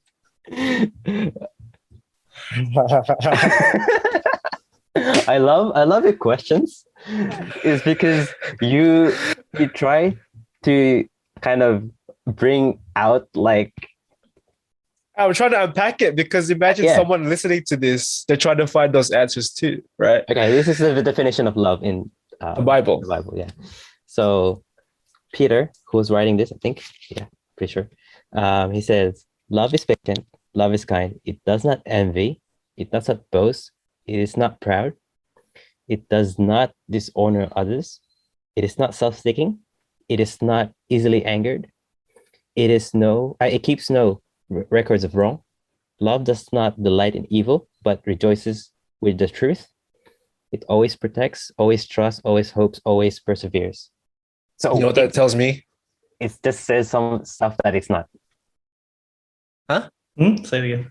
It describes love as it's not Love just It's tells me love is an action, action. So what type of action? like what you just said, being patient, being honorable. So love is something you do. Yeah. To other people. No, because you can do it to yourself too. Oh, that sounded wrong. I'm just saying love is an action for all of us. Okay. I think you're onto something. Yeah. That's Yeah. Yeah. But we're gonna come back to the question, man. Okay. Yeah, no. How do you know what you know? Love. Sorry. Let's go back to love. Let's go back to love. All right, let's go. Okay, love is an action you do. So it's something you do where so love only exists in a relationship, meaning between two people or two persons. Does it have to though? Huh? Does it have to? So a relationship, sorry, it has to exist in a relationship. So you're saying you can't have a relationship with yourself? Like if you say you can have a relationship with yourself, therefore there's a relationship, therefore there can be love. Yeah, but that's not two people. Okay, I wouldn't say, okay, fine. Well, I'll just say relationship, okay? Whether it is two people or with yourself, Or 10 people. Objects. Okay, with this definition, I don't think objects would be included because they cannot choose to love you. Objects cannot choose. Now you're... So only love can happen if there's two-way. Huh? Back Yeah, and it's a forth. two-way thing, yeah. Okay. So what's unconditional love then? Unconditional love is you love someone regardless of who they are, what they do. That means it's Exactly. back and forth though. Hmm? That means you're not receiving the love from another person though. I would say From without that other person that you're well. loving, the object of your love, right? You cannot. There has to be an object of your love. Sorry. Yeah, but from this point, you're saying love is transactional. Huh? You're I saying don't know. I'm not saying it's transactional. I'm saying it has to exist. That there has to be an object of love. That you have to be loving something. but you mentioned before that you have to give love and you have to receive it from that person as well. I didn't say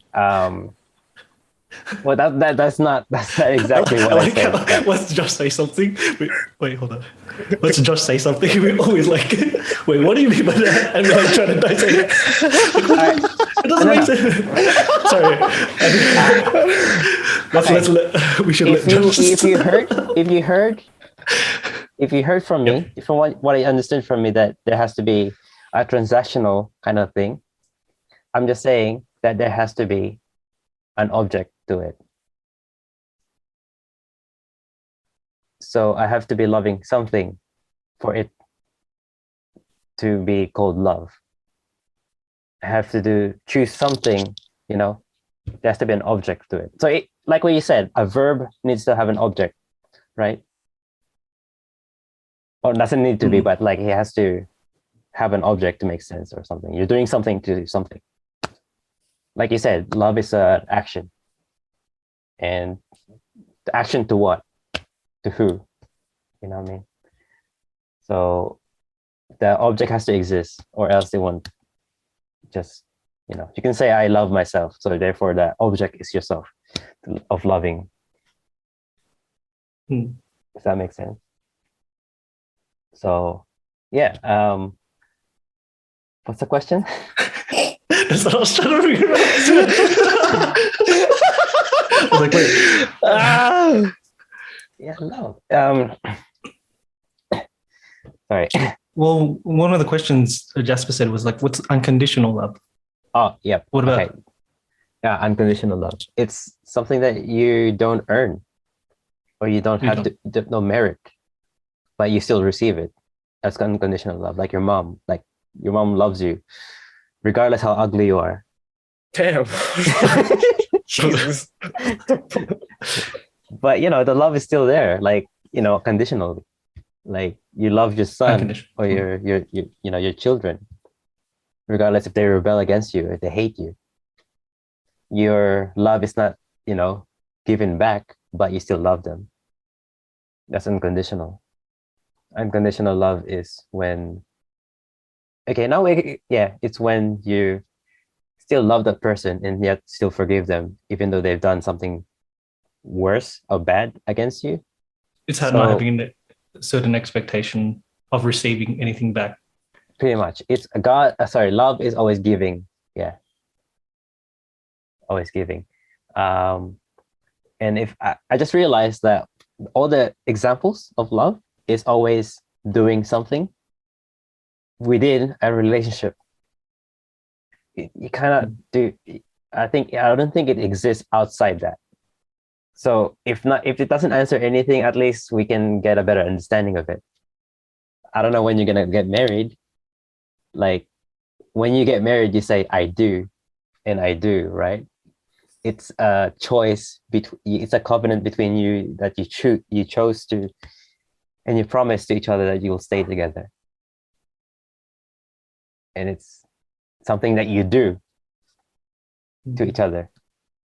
Therefore, I reckon if you want to express love, is express it through a story, a movie, stuff like that.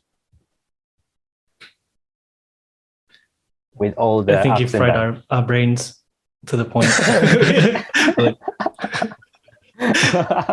I like your thought process, because you go through so many different. Yeah, it's just different. Do you notice that everything is connected to, from what we talked about from the start, to love and everything? So I would say it's not it's a holistic view of life itself. It's not something that you can put into compartments, and it's not connected. It's a web. Like life is a web of things. And I think in the center of that web is relationships. And in that relationship, there's love. Yeah. That's how I'm gonna put it. And then everything stems from that, to be honest. Very interesting. Yeah. No, maybe I will draw. Maybe I can draw something like a web and then put like mini people in it. I don't know. Yeah, no, it just gave me like an inspiration of like a visual thing. Anyway, but Interesting. Very interesting. What do you reckon, boys? Been like 2 hours already. 2 hours and 30 minutes. Oh wow. Yeah. Has it? Oh my gosh. Jesus. that was fun though. It was very fun. Very fun frying our brains. Is it really? Yeah. Well, I Yeah. guess what value did we bring to someone listening? We could have hoped. Well, if you're gonna take away from this is love is not doing stuff. No. Jesus. Simplify love, bro. Simplify it. How would you simplify love? We wouldn't need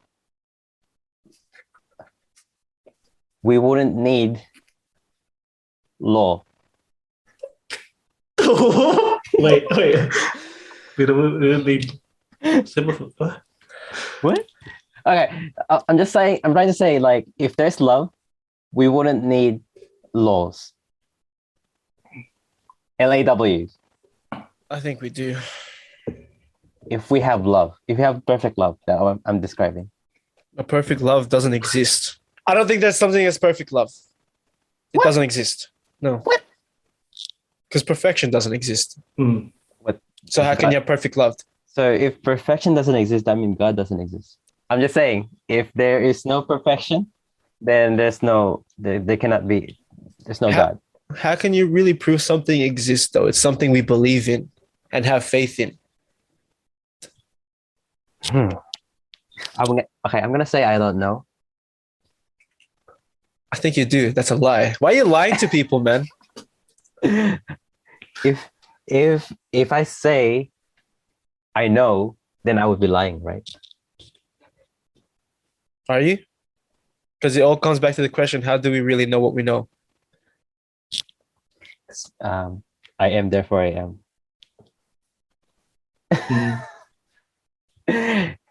It's very philosophical. It's a very philosophical conversation. Well, okay, for you, how do you know what you know? I don't know what I know unless it needs to be known what I know. What do you mean it needs to be unknown? Needs to be known.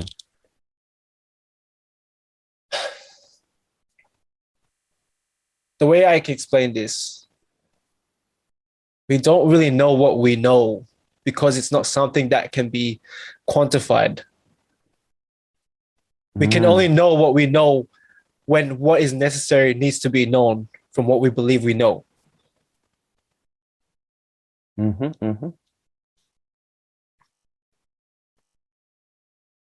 So if it's not quantified, if you cannot like be sure on a dot that it's not like known, then you don't. Then you can say you don't know. You can say you don't know. That's a valid answer. But I can't tell someone everything that I know. Okay, I'm gonna like maybe probably shoot myself right now, like on my foot by saying this. I would say in the physical world, there's no exact point. We don't know. The person who says that they know everything about the world is a liar, kind of thing. Yes. Yeah. Because I don't think you can know everything because we are limited in our Exactly. capacity to know things. It's limited. So in a way, yeah, you're right. You cannot know. We cannot know. So So how do we know what we really know? Right. So what I'm gonna say to you is I don't know because I don't have that capacity. So how do you know God exists then? It's a belief. It's something we have faith in. Okay, I'll say yes. Faith, belief, and knowledge are different. Faith, Altogether. belief, and knowledge. They're all different. Yes, Yes. I agree. So we can't speak in absolutes. For me, there's only one absolute, but you know what that is. I couldn't do it, bro. I can't do it. What is your absolute? No, don't do it, please don't. Oh, Jesus. We've gone around in circles. We've gone to deep, dark depths of the earth and all the way to heaven. Let's wrap this up. Let's take this baby into landing, man. All right, we're going to ask you those 3 questions, man. All right, 3 questions. What are you grateful for? What have you realized? And what is a question you want to ask yourself or the people listening? Are you asking me or as well, Gerald? I'm just asking you, bro. You're the guest, bro. You're the guest, dog. What am I grateful for? I'm grateful for what we have right now. Because I actually believe that what we have right now, it's a gift. So me talking to you guys, it's a gift. So it's something that I can say, oh, yes. I look forward to, it's our communion and relationship that I value. And the love that we have. Exactly. The unconditional love that we have for each other. Yeah, no, it's something that of course, not everyone, can have this kind of like safety. Like right now we're in a pandemic, right? And some people have to think about money, a war happening outside their homes, poverty. Here, all we have to think about is don't go outside. What's the next question? What have you realized? Oh yeah, that's what I realized. Is we need each other to get through things. If you believe that you cannot you can go through it by yourself, I think you're crazy. I think you're going crazy already. You need people to be around you to be able to kind of encourage you and not fall into that thing. It's always when someone from that area, like they were alone, they got back because someone said something to them, or they realized they heard something. It's like they had that contact with other people, therefore they were able to bring themselves up. That's what I think, how they can, some kind of means or something like that of contact. And the last bit is what I want to... What's a question you want to ask yourself or to the people listening? I want to ask myself is, what are you living for? Oof. That seems to be who asked that question? I think Punch said that last time. I think Punch said that last time too. Yeah. I think it's a theme, really right? Good. We have a theme. Yeah, it's a good. What are you living for? What are you living for? What are you living for, guys? What are you doing this for? What are you doing? Why are you listening to us? Where can people find you? How can they support your art? They can support me through Instagram. Instagram. What's your handle? It's Jiyoshu, JIYOSHU. You can have a look of my experiments. Your beautiful artwork. Yeah, and then I have my email there if you want to contact me. It was good, man. Thank you for coming on, bro. Thank you for this 2 hour. 2.5 hours. No, 3. It's nearly 3. Almost 3 hours, bro. Yeah. Oh my gosh, 3 hours. What the hell? Last time it was 3 hours as well. Unbelievable. Yeah. So this is normal. This is very normal for us. Yeah. We really appreciate you coming on, brother. Thank you for taking the time, these 3 hours, talking about everything about life and in between. We really appreciate you coming on. Hope you guys found value in this podcast. And always stay safe, always take care, and always get up. Peace.